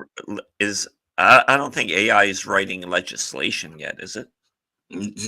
That's that's a tricky thing because a lot of legislation is written by special interest groups, and then they get a politician to sign on to it. So who's to say that special interest group doesn't have a ChatGPT to write the basis, and then he punch it up right there. Because Marjorie Taylor Greene and Lauren Boebert, whoever, they have brought bills, but they didn't write those bills, and their interns didn't write those bills. Their interns went to the internet, found Rizzle or Squibbler or one of these AI writing things, and write me a bill that says it's basically this shit. I would bet both my testicles on that. Yeah, we got a question about this. Paragraph 1. It says, "The country will bring the Riz." What does that mean? Yeah. And it's full of mispronunciations too. I don't know. So I'm feeling doom and gloom. That's the message of this Monday morning. Doom and gloom. What the fuck are we? Doom and gloom in the morning. Stay tuned for the REOs. So Matt, is that mushroom coffee? Rise? Or mushroom drink rise? Is that like a sponsor? Yeah, but you know what? Nobody's gonna buy that shit. No, I want a sample. You do want a sample? I want to try it. Yeah, I want to try it without spending any money. Oh, they ain't. I'll ask them if they'll send samples. I never asked them that. No, don't send it to you because we'll never see it. It'll just go in your closet of all the other samples that we got. They probably sent the sunglasses that we were waiting for, and they're in your closet. It's going to explode. First of all, I gave them your direct addresses to send. Remember, I asked you for your addresses, right? And they sent them, and they all sent them to you. I bet you even my money samples. I sent them your addresses. That way, the identity theft would be quick and easy. Yeah. I sent them your addresses and your social security numbers. So and your mother's maiden name and your first pet. And your pet number. Bosco. It's a Joyce Costanza reference. I'm sorry. So I don't know. I just don't know. about where we're going from here. So what's the point of continuing anything if we're all going to be obsolete very within? So this Great Depression might be just a warm up for us just getting eliminated. Well, I don't adhere to the premise that we're going to be obsolete. So go where you want to go, do what you want to do, go where you want to go, do what you want to Well, do. what is the purpose of humans as you think of them right now? You think we have a purpose, human beings? I didn't say we have a purpose. I said we're not going Yeah, to be well, obsolete. I don't think we're obsolete. if you're not obsolete, what is define what not obsolete means to you? I mean, not obsolete means you got a reason to be. Yeah, my reason to be is that I want to be here. That's my reason. That's my reason to You be. don't get to stick around forever. I hate to be the one to break this to you, but Oh no, I know that. you'll be I know dead before this next fart comes out of my ass. I know that I won't be around forever. I figure I had maybe 1,000 years at the top. I had like one age. You've heard of it. You've heard of a coon's age, right? And an age is about 1,000 years. 1,000 years, and I'm a coon, so I get 1,000 years. I'm only 66. I got like another 934 years to go. Yeah. Ladies and gentlemen, you're listening to Idiot in the Morning. He doesn't have 1,000 minutes. Is there something going around in New York, Matt, that subways are going they're around saying that they're trying to launch a universal basic income? Yeah. Is that happening? No, it won't. It doesn't have a chance of happening. But you know what? With up in Albany, they have been talking about that for about 6 months. Hey, there's no fucking chance in hell, because New York, although it's a blue state because New York City, the rest of the state is very red. That ain't happening. But they talk about it. Yes, But this type of stuff actually plays right into AI because of people not having jobs and not being able to get jobs. I mean, the state of West Virginia, which is a red state, they essentially, they have UBI. It's just called welfare currently because most of the state is on unemployment. That's the reality of that state and a lot of red states. And last week's job numbers were better than expected. $228,000. Not like something to go out and do like a fucking end zone dance over. But also unemployment also went up. It's just like, wow, job numbers were better than expected, but also unemployment also. That's because they redid the books. They did the books. They after their first job report, when they only got like 77,000 jobs for the month, and they were anticipating 148,000. They decided to redo the way they count the numbers. So instead of going 1, 2, 3, 4, they went 1, 2, 3, 4. That and the way they count the way what counts as a job, what counts as unemployment, all that shit. They just redefined and recalibrated it. So we won't know what the real numbers are until Lord knows when. I don't even know how we're gonna find out what the real numbers are. Sorry, but you sound like a politician there. Anytime it doesn't go the way you want it to go. No, I'm telling you, I said this a month ago. Whenever the job report came out for 77,000 jobs, that's when I said they were going to cook the books. I said that then. You can go back and play. You must be the Monopoly guy. I must be. Do not pass go. Do not collect $200. Here's the thing. It has nothing to do with politics, although it has to do with a politician. Imagine how bad members of a golf club have to be at the game of golf to lose every championship to an obese 80-year-old man with a terrible swing. How he wins every championship. He's fucking 80 years old. He's fat, and I don't know if you've seen videos of his golf swing, but he looks like a raw beginner, like he's never swung a club before. Somehow, the only swing that I've seen that was worse than his is Charles Barkley's swing. His old swing, because he said he's gotten better. But Charles Barkley used to break his swing. He used to stop and then keep going like that. That's the only Trump's swing not far from that. last week there was, but at some, you would think the people there would have to start getting embarrassed because you get, hey, dude, how the fuck did you lose? At some point, your pride has to take over and say, he fucking cheated. He cheated. He Well, owes that's his just it. That's just it. They know he cheats. They just don't. They just wait until a book opportunity to talk about it. No, I know, but yeah. At some level, your pride has to get in the way of. You would think. I would think. If they had pride, they wouldn't be with them in the first place, hanging out. That's a good point. So they already they don't have pride because they're hanging out with a convicted felon, unregistered sex offender. So yeah, pride gone. Barkley swing is hilarious, though. I got to look that up. Charles Barkley's golf swing. Yeah, now you have to look up his old swing. I guess if you start looking at it, they'll know what you're looking for. If you start Googling it, they'll know what you're looking for, because my understanding from Charles Barkley's conversations that he and I had over the phone, he and I and Michael Jordan, when the three of us get together and talk about golf. Was David Duchovny on that call? Was it a conference call? Not on that one, because we were talking about golf. But when the three of us get together and talk about golf and stuff, Charles Barkley says his swing's gotten a lot better. How about the Mets, man? Yeah. Oh, hey, what do you want to need torpedo bats?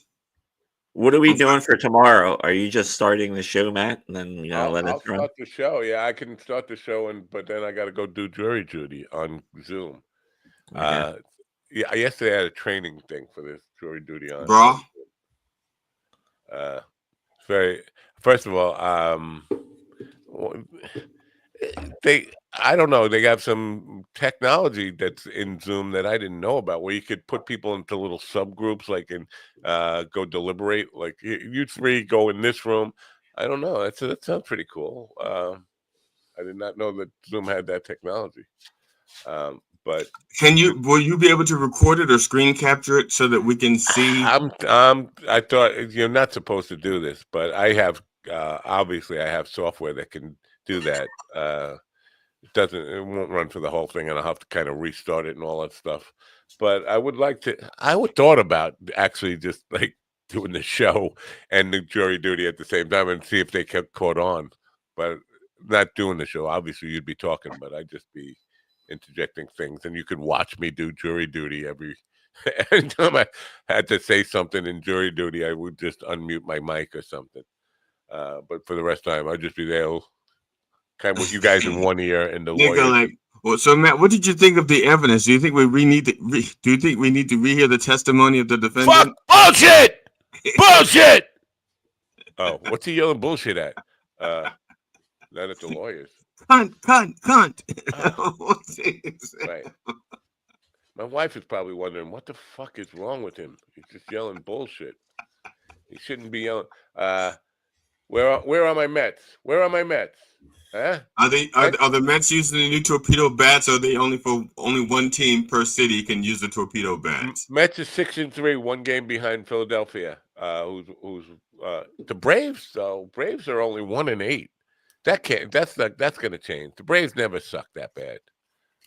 Not since like the 70s. I don't think the Braves have sucked that bad. Oh, I'm not sure. Did you see that?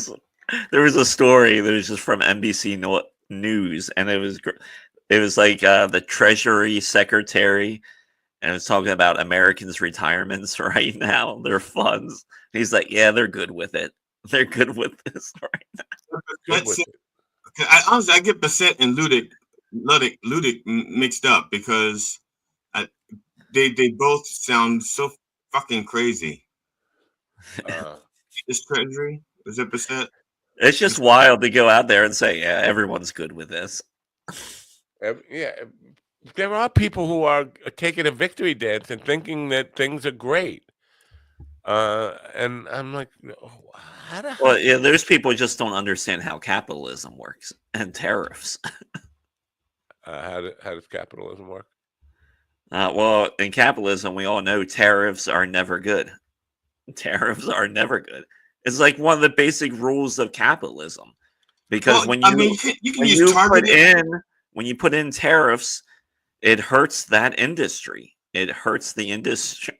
It's basic economics. They can use some targeted tariffs help. There are targeted tariffs. I'm not No, a don't total. play that game. Don't play that game. That's the game they love to play. Like when there are some tariffs, it's like we all know this. Tariffs, you need them here and there, but this here is just asinine. And Yeah. What they've done. So what he's doing now is just fucking stupid. I'm just saying on a very small scale, very individualized scale, and also not long term. It was never meant to be like a panacea. Yeah. Again, I'm not an economics student. If I cared that much about money, I'd have money. But this is a thing that people have to understand. When you talk about billionaires not caring about money, if they didn't care about money, they wouldn't be billionaires. It's just it's a simple thing like that. To say Elon Musk doesn't care about money, he wouldn't be Elon Musk. You would never have heard the name if he didn't care about money. He cares about money primarily. It's his main obsession and focus in life.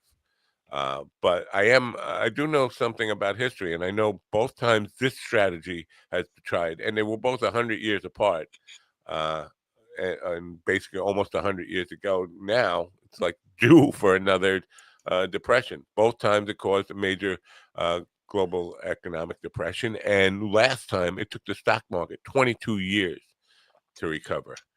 It's not like a quick fix once these things happen. So doom and gloom, man. I'm just I don't know what to expect. I don't know what it means for me personally. Will I live long enough to be have my house taken away from me and be put on the street? This is my only concern. Like, can I die in my house? That's what I want. I care about the things I can get with money. That's why I have an empty bank account and a garage full of fishing gear. Oh, you're a fisherman, are you? The foul-mouthed fisherman teacher. Yeah.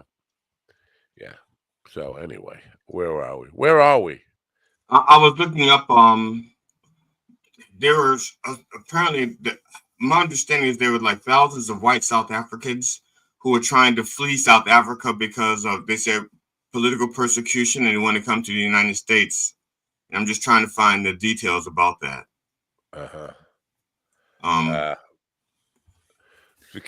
We have room for them here, but we don't have room for the people who are going to pick strawberries. No, let me see here. This is what I got so far. This is just like 1 or 2 sentences because I haven't done a deep dive yet. It says, this is from February 17th, 2025. Many initially thought it was something of a joke, but quote, oppressed, unquote, white South Africans seeking U.S. asylum in 2025 have visited embassies and consulates to thank Trump for his generosity. However, and then there's the rest of the story, and I haven't gone there yet. I am so tired of hearing about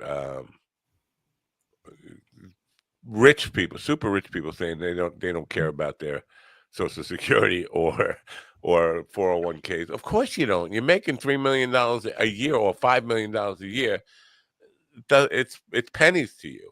The people who are worried about it are the people, and then, I hate to go back to what I said before, but if you're going to protest, you got to look at the protests that have worked. Well, during the civil rights era, it was constant protest, marches all the time. It wasn't just like, sporadic. We'll do it one Saturday when everybody is really not doing anything anyway, and when it's convenient to do it.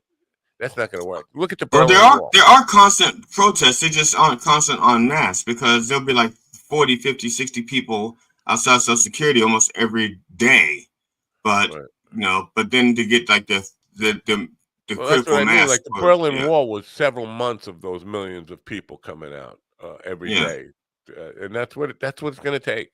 Unfortunately, that's what somebody has to get shot. I'll be the one to get shot. We're still at the beginning yet. A lot of people aren't. They're feeling a little bit of the pain right now, but when the pain really intensifies, then I think you'll see more and more of it. Yeah, I The think messaging. once people can't get their coffee, and you have all those people who need their coffee to get through the day, then shit will hit the fan. Because it'll be like all these coffee drinkers will be out there like, "Get my goddamn coffee, get my goddamn coffee," and they'll be marching the streets. And people who can't buy, well, no, cigarettes will still be available because they come from North Carolina. But The messaging needs to be a little clearer too. A little clearer. When they just say like, what is the protest? Hands off. Hands off what? Hands off the pussy? Hands off the immigrants? Hands off my that's social what security? What my is it? wife Hands was. off. That was one of my things my wife was saying, and that's what I was alluding to earlier. Is that because there's so many different issues? You'll have all of these people protesting side by side. You'll have like 100 different issues, which is another why so many people are out there. Because one person can only carry so many signs. Like I may have like 5 issues, but I got 2 hands. I'm only carrying 2 signs. And if I had a sign that described all of my grievances, it'd be a blimp with a scroll. So I think that it's like I said, because there's so many different grievances out there. We're going to have these large protests that are going to seem unorganized, and it's going to be like, what do you call it? Like the menu, you pick one from column A and column B. What's it called? A la carte. We're going to have these a la carte protests. So if you're the news, you can focus on one group over here and ignore the other ones. So Look at GD with the fancy restaurant language here, a la carte. Yeah, you know how hard it was for me to find that word in the back of my brain. No, I don't. But it was difficult because I had all these other AL words back there too. I had to go alphabetically. Fortunately, Allah is, and that was the other thing. I had to stay out of my Muslim reference. Once I got the Allah, it's like, oh, Allah Akbar. No, I'm not. I can't do Scarsdale, New York. Sorry, Renell. Whoa. Scarsdale. You know how fucking far Scarsdale is from Durham, Long Island? Look it up on a map. I'm sorry. AI. See, that's AI. That's where AI would come in handy. AI would say, Matt was not drive this fucking far for this amount of money. I caused a major shitstorm with a letter I sent to them about the last event that they were sending around as urgent of all the issues. Why would you even ask me? Like, I am the squeaky wheel. But Scarsdale, New York, you know, I'm not kidding. You guys are probably closer than Scarsdale, New York. Both of you.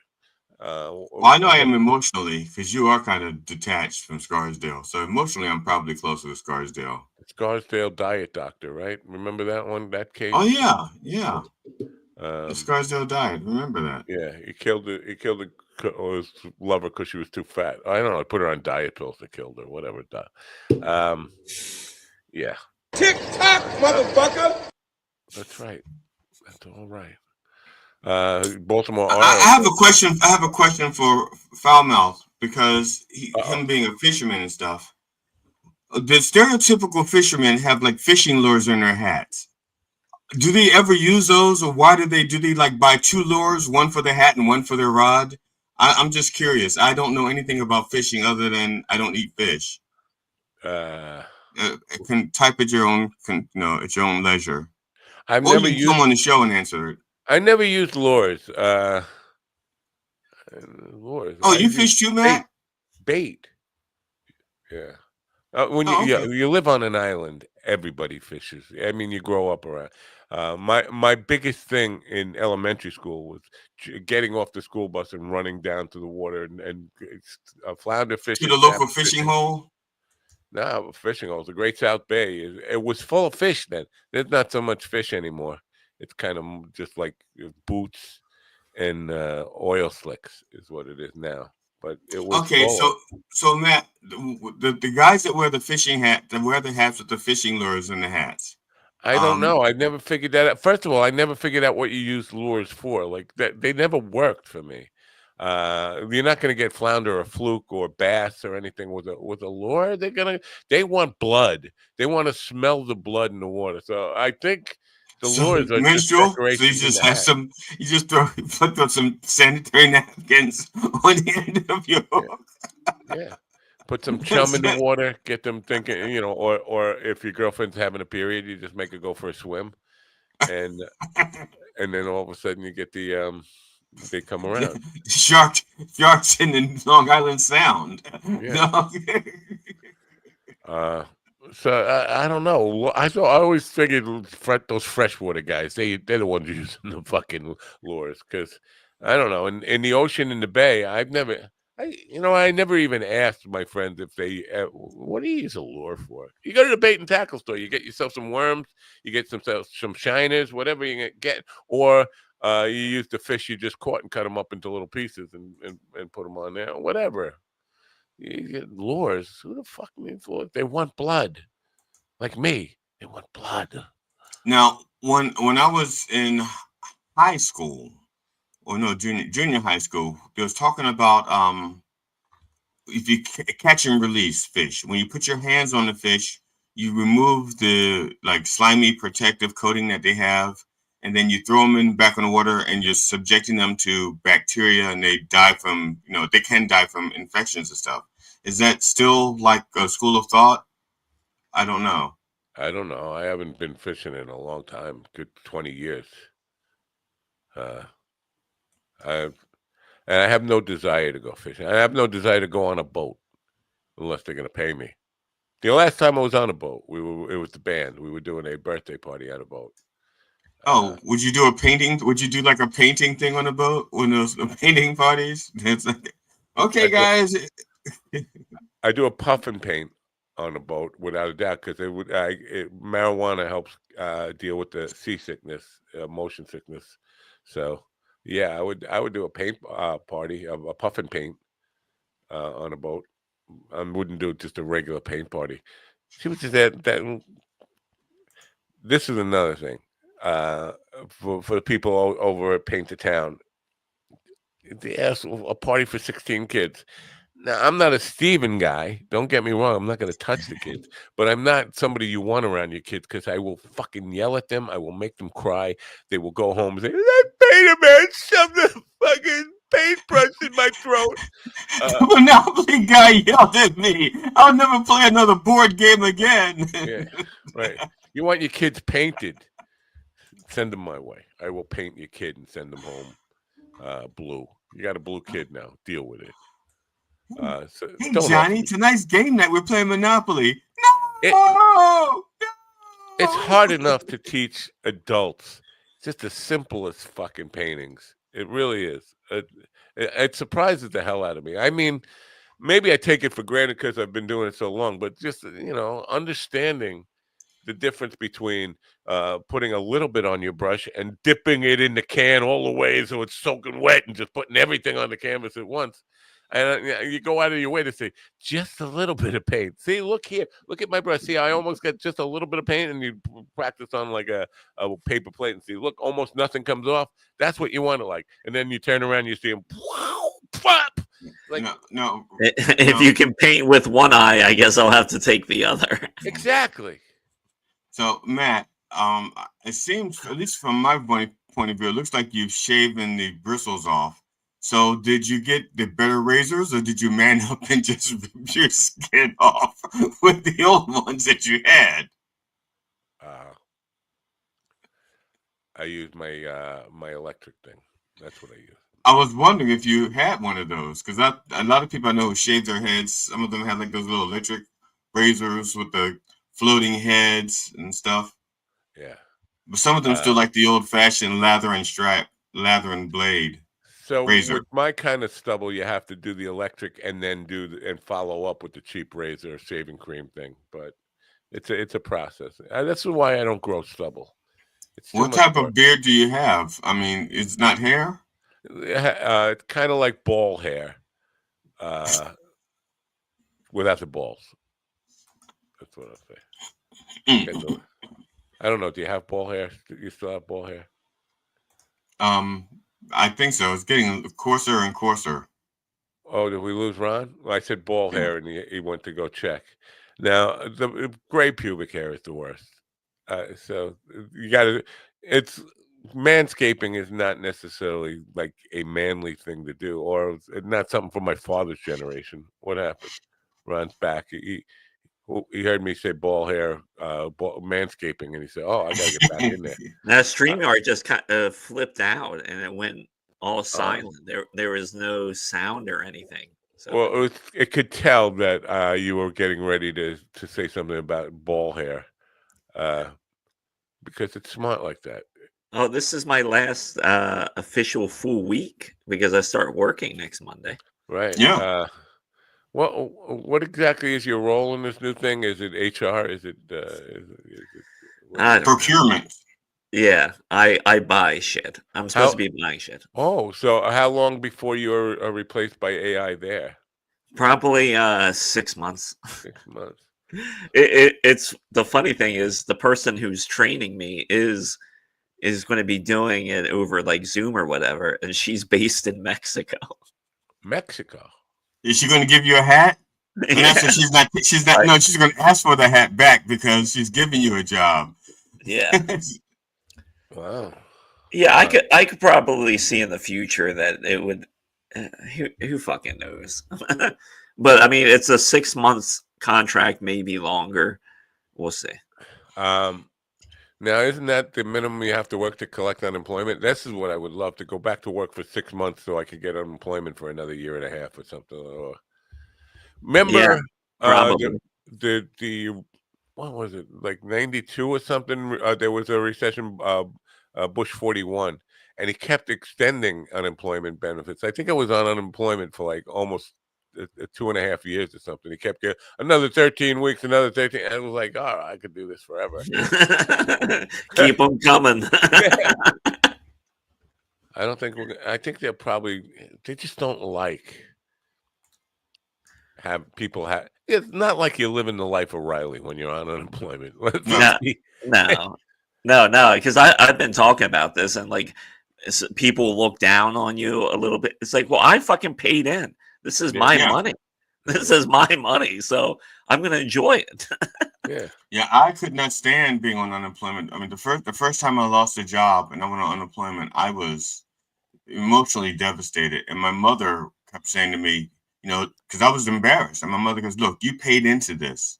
You paid into unemployment. You earned that." And my mother actually had to talk me into taking the unemployment because I didn't want to take it because I felt bad. I was going to file for it. You should definitely not feel bad for taking it anymore. Oh, no, now. Well, I can't get it now, but I mean, but the first time I wouldn't even go down. I wouldn't do it, especially in the old days when you had to stand in line and sit in the office and sit with these other losers, all these other people. Yeah, and then you had to go and fill out the forms down there and stuff, and now everything is like electronic. Yeah, it's you don't know what it's like to stand in line with other unemployed people. Yeah, like this job it's contract work, and that's like I'm very happy with that because since I've been looking for a job, I almost feel like I don't want to get completely in where like they're gonna give me all these fucking benefits and shit like that. Just give me the money. Yeah, what benefits? I've had medical benefits. When I had medical and dental, I never went. I never used it because I don't like going to doctors. My whole thing is, and listen, I appreciate the medical profession and everything they do. But for me, my experience is, especially with my family, when they get you there, and they'll find out something wrong with you, that we got to run tests, and then they're going to run tests and find out we got to keep them here, or we got to keep them overnight, and then we got to do surgery. That is such an old way of thinking because I remember my parents, grandparents, and shit. They would say that you don't go to the hospital or you'll never come back. I understand that it's an old way of thinking, but mine is based on the experience of my father. When he started to die, he went in for a minor checkup. Oh, well, you got to, and then they decided to do a bypass, and then he had a stroke, and then now wait a minute. But do you think that just stems from that medical care wasn't that great back then either? Not like everything is perfect now, but we've come a long way. No, I totally agree with that. But the thing is, once they get a look at you, they see we can we can fix them. We can, and you got, you also have this. You also have one of your balls are bigger than the other. We have to make that. We have to even it out. Whatever, they're gonna find shit wrong with you. It sounds like you making it sound like an upsell. Like when you're up there, it is. It's like you go for an oil change. You need the undercoat. You need the undercoat, Mr. Snap. Totally. You got to have the undercoat. I went to Jiffy Lube last week. Warranty. I went to Jiffy Lube for an oil change that should have cost $107. Before I knew it, I was spending $355 on upsells. Yeah. That's what I feel like. The first time you go in for surgery for something, oh, by the way, we found a little something on your kidney or your liver or what. See, I was about to make the point that I think Beavers is making. I think I've always been an advocate since I was able to take care of, go to doctors on my own. I will go to doctors my 6 months checkup and stuff like that. And as a matter, they were always good with me. Now, my mother, who did not like going to the doctors, when she finally went, she went because she wasn't feeling well, and she wasn't feeling well because of the cancer. So it's like, I just want to say, Slaptail's making a point here, and I totally agree with this point. I'm not saying the medical community is like conspiring to do this to people. I'm saying that once you go in, they'll find other shit that's wrong with you because there is other shit wrong with you. So you're better off just eventually dying from all that shit that's wrong with you than just spending the rest of your life getting shit fixed. It's not going to fucking get you to any long life anyway. That is a terrible way to think. Like, just ignore it. Just ignore it. That way you can die in better to die at home than in a hospital having one more thing fixed that we found wrong with you. It's like that car. Yeah, I keep coming back to the car analogy, but it's like driving a car until it dies rather than, oh well, you're not gonna, you can't afford a new one. Let's put it that way. You're not getting a new car. So yeah, basically you have two choices. Drive this car till it's ready to fucking hit the junkyard and dead, or pay for an oil change, pay for a lube job, pay for a new transmission, pay for a new engine, and constantly trying to fix shit that is going to just break anyway. We as humans, we break. We are. Matt, do you need another session with the positivity coach that was here teaching you how to breathe? Yeah, die excruciating pain. Yes, that's what you should do. You're going to die from excruciating pain no matter what. No matter, there's no death. Matt's DNR just says good riddance. Yes. Dance. Have some fun. Dance around my grave. Dance around my deathbed. Whatever. Even people who die in their sleep, you say, "Wow, that's the way to die." They fucking, and that's, just don't see it. But I have been privy to see a few people. No, it's like Norm Macdonald said when people are dying in their sleep. He's like, "No, his heart attacked him. That means he's dead. That's not good." Morphine. This happened to my mom here in this house. She was on morphine. We hospiced her at home. She did not go pleasantly. Even though, she was basically asking for another day. And it happens. Seen a lot of folks peacefully die. Quite beautiful, actually. I've only seen one person peacefully die. It's a story I told. I was playing music for him. He died. But at the same time, we're all saying that. Like, they died peacefully. But you don't know that. You don't know what was going on. From the outside, they looked peaceful. And on the inside, they'll go, "I just what the hell? Everybody fucking help me." Yeah, that's my point. I watched one guy die, and he did appear to be dying. He died peacefully. And I know exactly what was going through his head when he died. It was the bullet. Yeah. I saw him get shot. And he seemed to go peacefully. It was like, that was it. It was like, yeah, I used to hear my grandmother just say that shit all the time. Like, you don't go to the hospital, you're dead. But here, Since you're not going to go to the hospital, have this hamburger I just fried in lard for you. Yeah. I understand Slaptail wanting to I don't know, defend medicine as a because listen, I've been with several people when they got that speech because they want I'm not going to get cancer treatment, and the oncologist has to say, it's going to be the most horrible death you could fucking possibly I imagine. remember when I was a kid going to the dentist, and it was always a terrible experience, and so it gives you like that, anxiety. But like now, because technology and dentistry has gotten so much better, like I don't mind going to the dentist because the shit works better now. Yeah. So it's none of that like we're just gonna kind of sit here and really scrape and scrape and scrape. They don't fucking need to do that anymore. Really? Yeah, they can use. Yeah. They just use high pressure water. That's it. Yeah.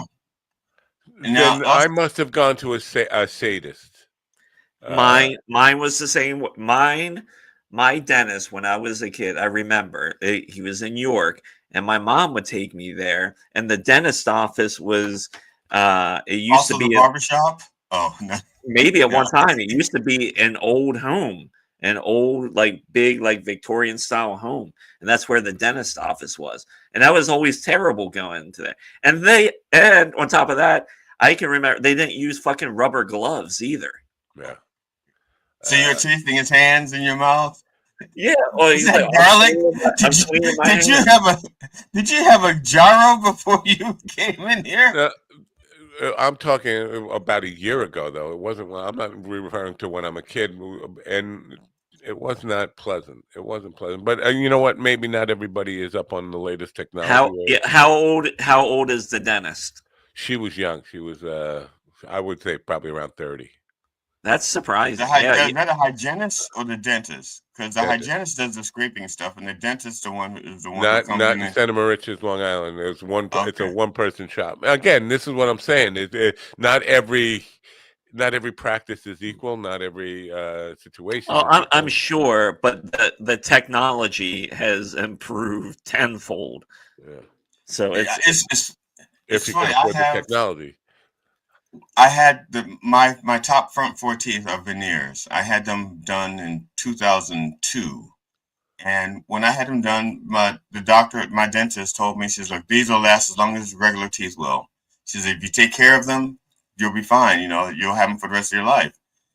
And I hear people now saying that they should only last about 7 years, and so I don't know if that's like the dentist I have now is amazed that I've had these for like 23 years. And because he says they should only last for 7 years. And I told him what my dentist said. He goes, how long before your dentist retired? I said, I had it for like 5 or 6 years before she retired. She was getting up there. And he goes, well, she knew she'd be gone before they should fall out. That's why she told you that they would last that long. Whoa. But they've been lasting for like 20. I've had them for 23 years, and every dentist that I've talked to keeps saying veneers should only last 5 to 7 years.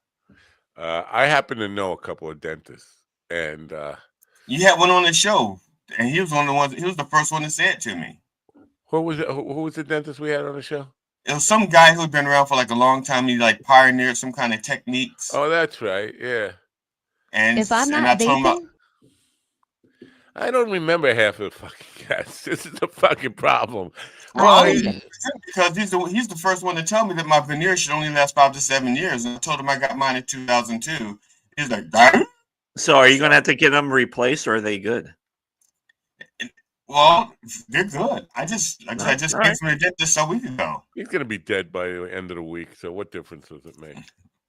Yeah, because if you ask for new ones, GD, dentists will probably look at it. It's like, hey, should I get these replaced? They'll be like, why worry about it? Well, the funny thing is, if they're still in good shape, if they just fall out, in theory, they could just be cemented in because they're molded to my teeth. Huh? What they should be? What, cemented? Yeah, cemented. I just said cemented. Yeah. Oh, speaking. Like semen? Ented, whatever kind of epoxy they're using to attach it. I thought you meant cemented. Cemented. You know, while we're talking about dentists, I'm not sure if you two have encountered this, but like a few years ago, my dentist's office was bought by a corporation, like a dental corporation, and so for the past few years, it's been that because the main dentist he retired a couple years ago, and made a shit ton of money, I'm guessing, and now because it's like corporate dentistry, like the stuff the work they do is good, but like the surface is almost terrible because my wife had a cavity that fell out and she made this appointment to come in get it filled, and so she went there and she had to wait like 2 weeks for this appointment, and she gets there, they take x-rays, and they're like, all right, we'll make an appointment to bring you in so we can fill this cavity. And she's like, I'm here to do it now, I took the time today. And like, oh no, we have to do x-rays and stuff first. And then my wife's having this argument with them. I was like, well, you should let the patients know this so they know they can schedule and not waste their time to come in, and you're not going to do the job when your patient needs this. So because of that bullshit, I got to look for a fucking new dentist now that's not owned by some fucking huge corporate entity. It's horrible. There's a Did lot of they that. at least put like a temporary filling in there so that the pain would, you know, because if it's an opening, it's going to be sensitive. Yeah, no, she goes And back tomorrow. she's going to take it out on you. Yeah, she goes back tomorrow to have the work fucking done. But I mean, this happened now. It's been a little over a month. It's like, what kind of fucking service is that? Yeah. Well, a lot of everything is being corporatized. You even have these like fast food medical offices, like drive-through medical stuff, and I question that because I question the credentials or education of some of these people. We had just last month, within 10 miles from my house, a Suffolk County woman arrested for operating a legal dentist office without a license in Bayshore. And it looked like a legit dental office, but people were going for this woman for 20 years. Apparently, she never was a licensed dentist. Was she like? Oh, go ahead, Ron. I was going to say she must have did good work then to be open for 20 years. Right? Yeah. I did not know you could teach yourself. Oh, well, obviously, she probably went to dental school and just didn't take. I'll say maybe because maybe she was a dental aide at one point, just never graduated, or maybe her dad was a dentist and she used to help him around the shop, and she learned the old-fashioned way. You know, child labor laws. You can't beat them. You know. I think it also shows, though, how desperate people are that they need a service like that, and they probably go to her because she can do it under the table, and it's probably cheaper, I guess, maybe. I guess she had to do it all cash, right? Because insurance companies wouldn't pick up on the fact that, hey, don't you have to have a license to at least, charge insurance companies for the work, right? No. Well, if you don't you have to have a license to get the stuff that kills the pain? No, no, I don't think so.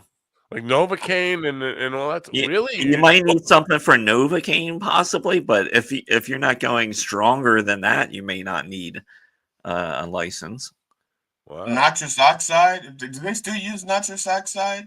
She may have been, because she's operating like that. If you don't have a lot of money and you have kids, and you don't have insurance, and you go to a regular dentist and they're like, it's $2,000 to do this, and you go to her and she's like, I could do all this work for you for $500 or $600, you'd be like, and an apple pie. It doesn't have any of the info here on all this stuff. It's got her name, which I can't pronounce, and her address and all this stuff, but it doesn't say whether she was, Well, yeah, I mean, we get so wrapped up in like this person's nefarious, they're doing this, and maybe they're just like, well, I seen an opportunity because of these people need dentistry, and you may not agree with it, but I gave them You know, I service them as a dentist. Yeah, obviously, I think these people probably were all mostly cash business and probably didn't have dental coverage, right? Or, and Mhm. again, to Ron's point, if she was doing it for that long, she couldn't have been that bad because she wouldn't get repeat business if you. Well, if they were lying, she wouldn't get repeat business anyway. Yeah. I bet you a lot of her business was all cash, and it may have been even illegals, possibly. And maybe even some bartering, you know. Yeah. It doesn't say how she got caught either. Like, somebody rat her out. I mean, how do you get caught? It's usually a disgruntled boyfriend or girlfriend. It was probably, I bet you it was probably a white person. They went there and they're like, this isn't a real dentist office. Well, I know the neighborhood. It's very Hispanic neighborhood, and her name is Hispanic. It's that's why I can't pronounce it. Magia Carranza. So yeah, I don't think a lot of white people go to that neighborhood. That's the kind of neighborhood where white people drive fast if they go through it. I know that. I bet you if she did abortions on the side, white people are showing up. Oh, they yeah. need their abortions too. Especially the richer they are, you know. I mean, the richer the father is, not the mother, but the richer the father is. Like, look, I'll give you $400. You go to this lady here, and she does it for 100, and you get to pocket 300. You make a profit. Oh, I'm gonna do the Slap Tail Nation podcast tomorrow. Great, nice. Cool. Now, remember we were talking about that dude, Mr. Cheeseburger. They rehearse. Did the Slaptail give you like? Because I think he was talking about the content on this stuff. Do they? I thought he said an outline or something, or did they? But that outline is for him and his wife. Yeah, you know.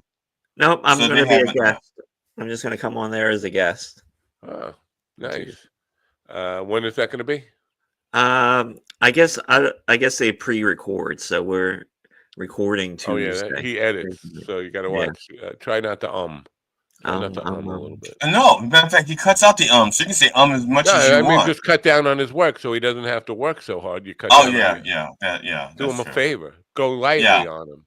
Yeah. Tread lightly on vagina. Yeah, cut down on the and ers, and instead like of she's saying the genre, I know what she's saying, but it sounds like she's saying the genre. What about? Speaking of teeth, did you ever come across the vagina dentata? No. I have not. That's a real thing. I've come across corn chips. What have you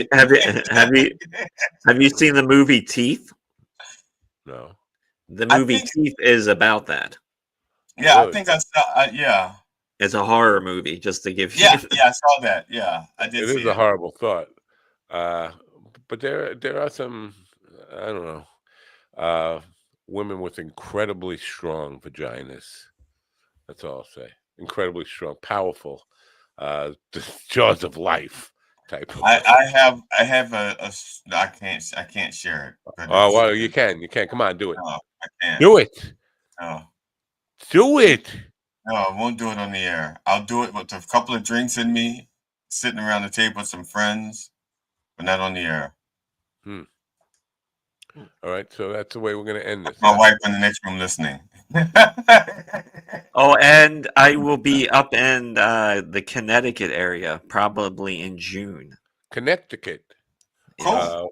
You say the Connecticut area.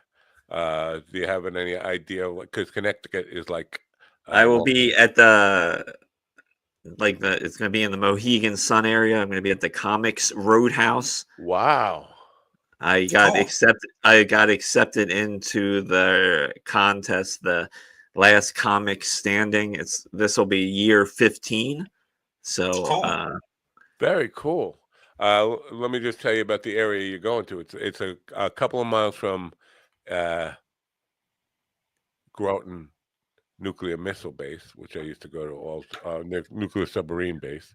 But it's also not far from Rhode Island. It's right across from the Orient Ferry. So I take the ferry there. I might take a ferry ride to come up and see you there. But it's a cool little area. There's lots of comedy going on in that area. Well, whether it's Mohegan Sun or the places around there. But yeah, it's there's a lot of stuff. And Rhode Island, which is not too far from there, has like 5 or 6 comedy clubs right over the state line. Good area to kind of maybe plan more than one day if you can possibly do that. Yeah, that's the plan because where it's at is an hour south of Boston, an hour west of Providence. So yeah, because the show will be on Sunday, so I'm probably gonna look to book something up on Saturday, maybe Friday, possibly. Very cool. That's in June, you say? June. That will be in June. A great time to take the ferry up. I'm probably going to do that. Then I'm trying to get to Michigan in July. Michigan. Oof. Yeah, you lost me there. Michigan. The thing is, I probably won't be able to afford a ferry ticket by June, right? I'll probably be destitute. I'll be like, hey, brother, can you spare a dime type of guy walking around with my hobo stick. That will be me. Or no, you see, you guys aren't disagreeing with me, so you think that's my fate. Yeah. Well, I just want to see if the Republicans are going to get their dog in line and grow a set, but I doubt it. Well, some of them, I don't know. Some of them are speaking up about how wrong they think he is on this particular subject, but they're not necessarily. Yeah, it's bullshit. It's like they're almost like walking up to it. It's like, come on. Yeah, I think they're waiting for the next Luigi. I think everybody's waiting for the next Luigi. No. To do who? Trump? I didn't say that. I'm just saying. No, I'm just wondering, like, who next Luigi to do what? Who? What? How? Because there's plenty of possible. Yes, that's what I'm saying. Yeah, exactly. There's plenty of possibilities. Yes. Yeah. Because the thing, to be honest, once Luigi capped that one guy from, I can't remember the healthcare place. I can't remember. Was it called Healthcare Place? Once he capped him, people were getting paranoid and were suspecting there was going to be like an avalanche, of people being just gunned down, and so they was waiting for the other shoe to stop, the other shoe to drop, and it hadn't. It shouldn't be young, handsome men with a lifetime. Handsome is kind of, subjective. Well, I don't know. I'm just saying, chicks seem to find this guy attractive. From what I can see, women go woo over him. And I'm just saying, if you have your life in front of you and you possibly could be getting some more. Her name Luigi. If his name was like Paul, they'd be like, "Who's the guy with the unibrow?" Ted Bundy. Ted. Got that from Theodore, as his friends called him. Yeah, Theodore. Come on. Name doesn't matter. Women will, if they think you're a bad boy, that helps. They like bad boys. So yeah, still have to beat the ball for the stick. Yeah. Speaking of bad boys, Joe Rogan and Dave Smith. Did you see? Did you hear? Well, first of all, Rogan said Jews like money, like Italians like pizza. Which to me, I never seen a Jew eating money. I've seen Italians eating pizza. So I'm going to say, but it feels like an anti-Semitic thing to say. And I've seen people lay across, cash on a bed, like let us spread their cash out on the bed and wallow in it. I've never seen anyone spread the pizza across a bed and wallow in it. And Dave Smith's counter to that is Churchill was the bad guy of World War II. Now that he's not the first one to say that. A couple of neo-Nazis have said that. But when is he going to face some backlash? This is kind of, you could say that Churchill was not a good guy. You could say, well, that kind of, but to say he was the villain of World War II, it's to ignore Adolf Hitler, who is kind of, I don't know, the what do they call it? The gold star, the gold standard of bad guys. So to say Churchill was the villain of World War II, it's like you have never read a history book whatsoever, or understand. If if Churchill hadn't got involved, it would have been just Hitler taking Poland, and that would have been the end of it. Like, are you out of your No, fucking mind? that's not how invasions work. Yeah, It's not like it's they not how stop. it's not Yeah, how Mad Men work. I mean, yeah, obviously he wanted more, and once you get and once you win, you want to keep going. Uh, Yeah. but they get away with saying this, and nobody ever deplatformed. Not deplatformed, but nobody ever even gives them any pushback, any flack over it. It's not in the news. You guys didn't even hear about it. That's I'm this is hearing what. about it. Matt, I'm hearing about it now. You're telling me. But if Oprah had like a neo-Nazi on saying that kind of shit when she had her television show, it would have been news. People would have been talking about it and saying like, "Well, that's not right. Don't be spreading that kind of shit." Now, Oprah did have one show that ruffled a lot of feathers, and she had a fake scientist on, and it was an experiment. It was an experiment, and the scientists, well, it wasn't who was the fake scientist. They had this fake study, and the study showed that people with recessive genes are less intelligent than people with dominant genes. So people with blue eyes are less intelligent than people with brown eyes. People with light skin are less intelligent than people with dark skin. And this is what their quote study showed. Okay, and that when they did, and she presented it so well, and the white people just lost their shit. Now there were black people yelling, "That's right! I told you, motherfucker!" And I was still going, and I remember watching this. I'm going, that doesn't sound right. That doesn't sound right at all. And it turns out it was just an experiment to see how people would react to hearing that their particular race was inferior based on scientific knowledge. So you have to have a platform like Oprah's to even pull that off. Because if we did something like that, nobody would even notice. Yeah, they'd be like, yeah. People on Instagram, people on Instagram would notice. Just man, I got a ton of mail all of a sudden. What the hell's going on here? They're all reminders. Are they updates? Is they're coming in regular mail or is it updates? It's all naked pictures of Ron. I don't know. Okay, that's regular mail and updates. the old pictures, they're passe. Oh, all right. Because actually, Ron can actually grow body hair in a matter of minutes. So you got a picture of Ron from 2 minutes ago, and got one now. You can see the difference in the chest hair. So tomorrow it's just going to be you two guys doing this. It's just going to be the same show except without me. It's pretty much the same. I've been reaching out trying to get people. I haven't heard anything back yet. I can get you David Duchovny. Well, at 10:30 tomorrow, I have a call from 10:30 to 11. Okay. I'm kind of tempted to do the jury duty thing and just watch GD talk to himself for that second hour. You're just gonna end it when Ron leaves. I know. No, I'll have probably like 400 people in the chat, correcting me. Nah, he loves the sound of his own voice too much.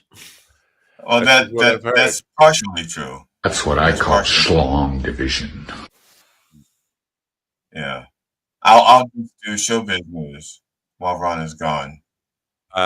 Jackie's been got a couple of different people. First of all, I told you about that girl, the one that Jenna Jameson played in the movie. And he said he was with her the other day and asked her if she wanted to be on this program, and she said yes. And I wrote to her, I haven't heard back from her, but he's got some other guy, what was it, the weed guy?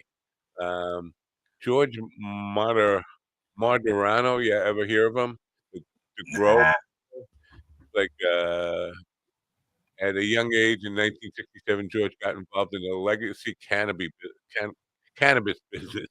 Living in Wildwood, South Jersey, and Philadelphia, he quickly rose to control all cannabis distribution from South Jersey to Philly until in 1983 he was arrested. He received a controversial sentence of life without parole for weed dealing. Wow, life without parole for weed. That's a big thing. So maybe I don't know. It sounds like an interesting thing to talk about weed. Jackie's coming up with he's trying to help me out. But I said to him about this 'cause I knew this girl, she was trying to get on Stern, and I was like, "I'm not a very good consolation prize for somebody who thinks they're getting on Stern, like, 'Oh, we can't get you on Stern, but would you like to go on this dude that nobody ever heard of who's, not really doing anything and just rambles on for 2.5 hours about nothing? Would you like to do that?" I couldn't imagine her saying yes to that, but according to him, she said yes, but she hasn't picked a date yet. So, you think Jackie yeah, Jackie will I can get Jackie for you. You want Jackie on? I'll get him on. He'll do it. Well, here's the thing, uh, you have to pre-tape at a time that's convenient for him. He's got some weird hours. You think Jackie would yeah, he would definitely, come to Michigan, I got a theater for him, it depends on the money. He doesn't travel for you would think um, you would think Jackie is not like, Dave Chappelle, but he gets a nice fee.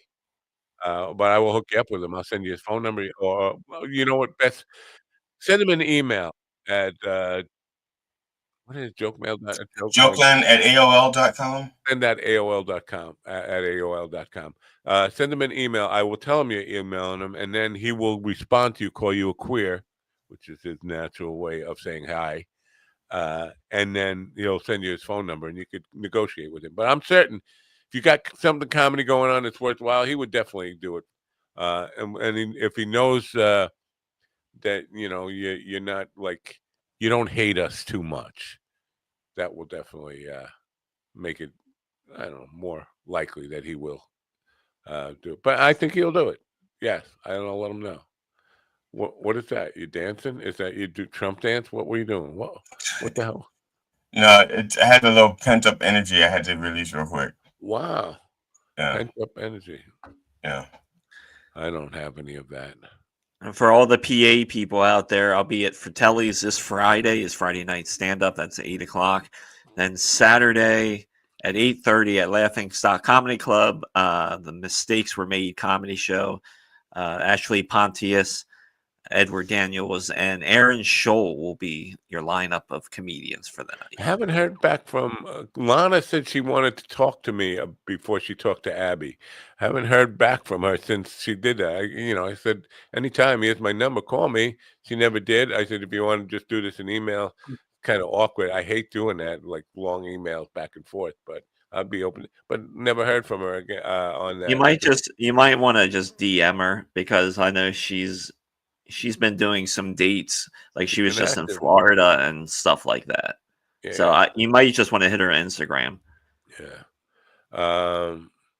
You know what? I don't know if you know this, Slaptail. I don't know if you know this about Jackie, but Jackie has Michigan roots. He went to Michigan State, and his car almost drives to Michigan on its own. Like it's one of those things where he's made that trip so many times. So basically, he could do it in his sleep. So yeah, maybe that would be even more attractive. I'll let him know right your eyes and let Jesus take the wheel. Mannequin pussy. Can I just copy this and ask him? Oh no, I can't just copy this, right? From the chat rooms. I would just put it in text to him right now. I guess it would probably end this fucking nonsense right here and now. Yes. Do you want me to try and get you a guest for tomorrow? I'm going to work on some. I'll reach out to some more people. You're going to get that lesbian chick, aren't you? I hadn't thought about her, but I can reach out to her if you want. Well, I know she has one of the qualifications that I'm looking for in a female host, and probably that she doesn't like me. Most lesbians don't like me. But most people seemed fine with you before. Huh? She seemed fine with you before, unless there's something you've done to her since then. No, I mean, just give it time. That's not like an immediate, I hate that guy. Well, sometimes it is, to be honest with you. Sometimes it's an immediate, I hate that guy. But it's you know what, this guy's a dick. I'm trying to get a little, I don't like this guy. And then all of a sudden they want to fight me. And it's not the lipstick lesbians. It's the ones with the short hair, the ones, well, like a dude. Look at dude. Yeah, have I pissed off the lesbian community? Yes, I have. But that was going to happen anyway. by nature. Lesbians don't like me. Okay. But gay guys love me. Gay Okay. guys love me. They say I'm the catnip of the gay guy But world. they love you, but they kill your chat room for a month or two. Yeah.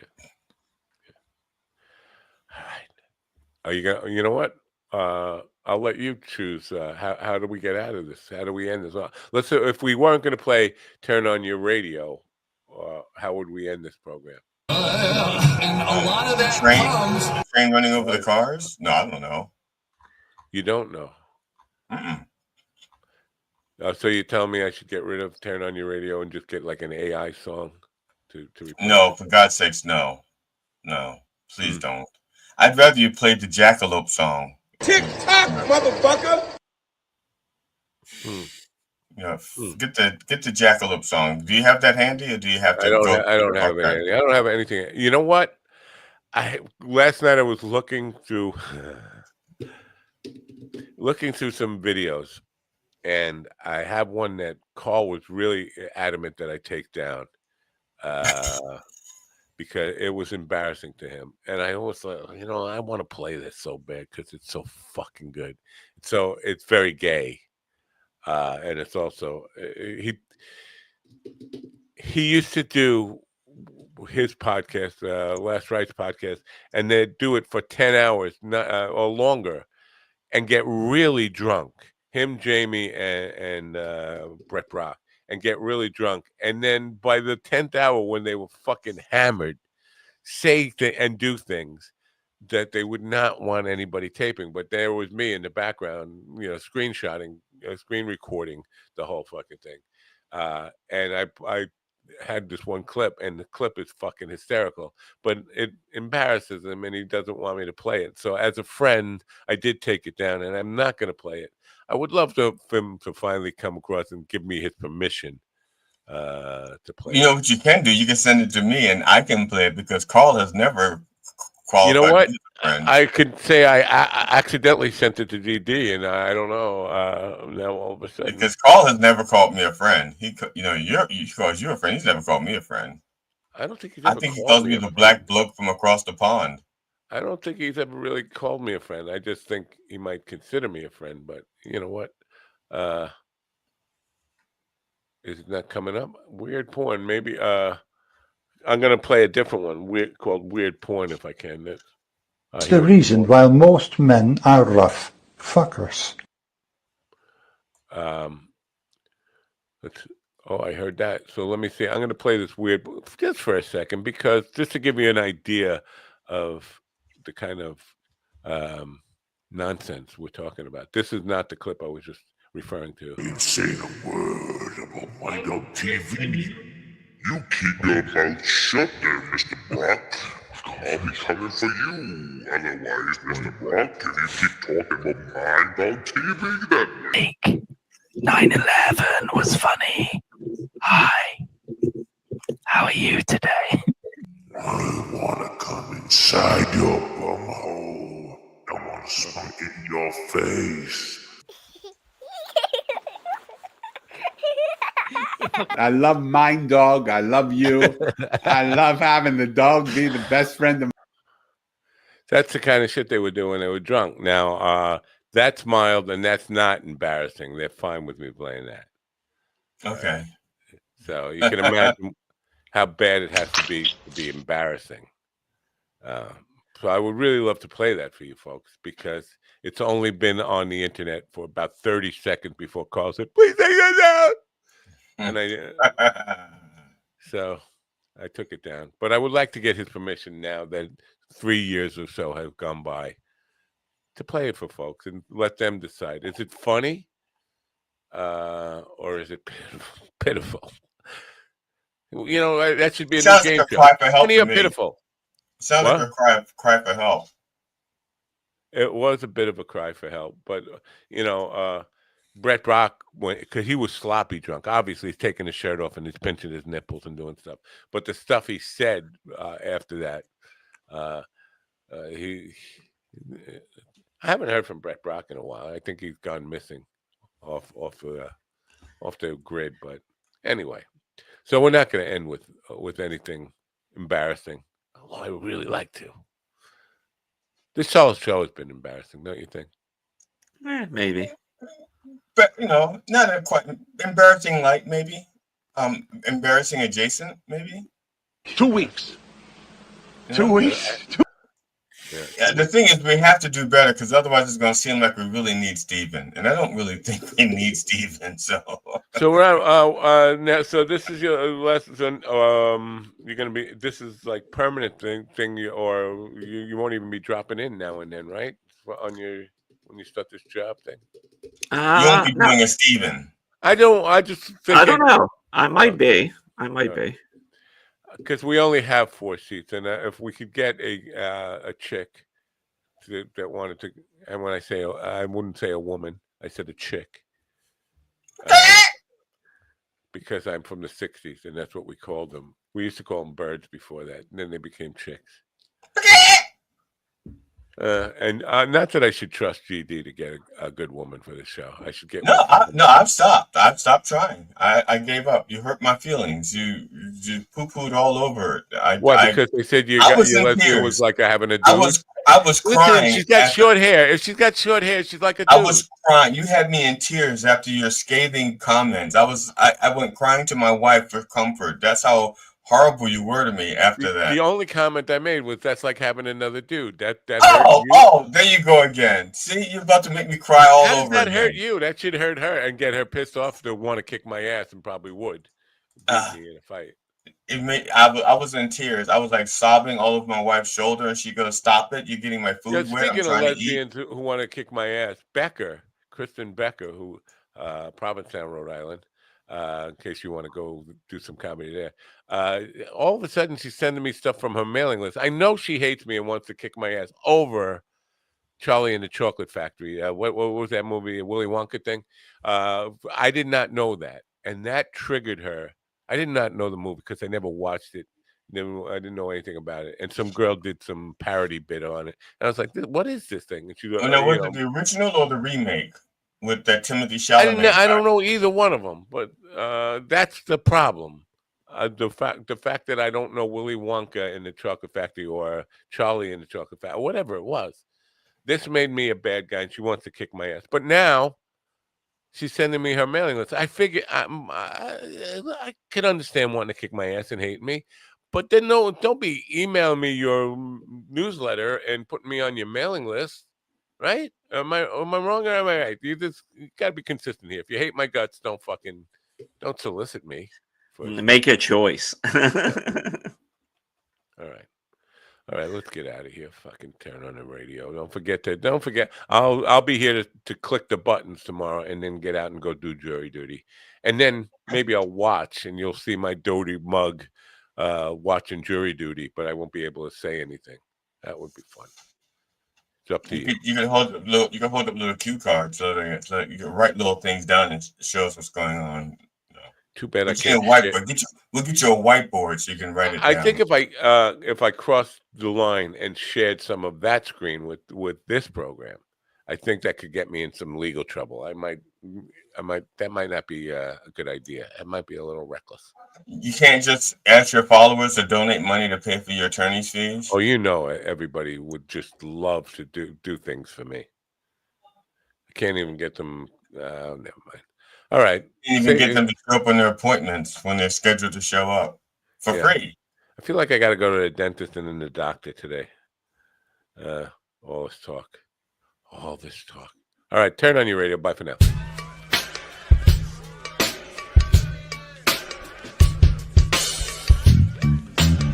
Finish inside me. Truth is, I'm right about all of it, and you know it.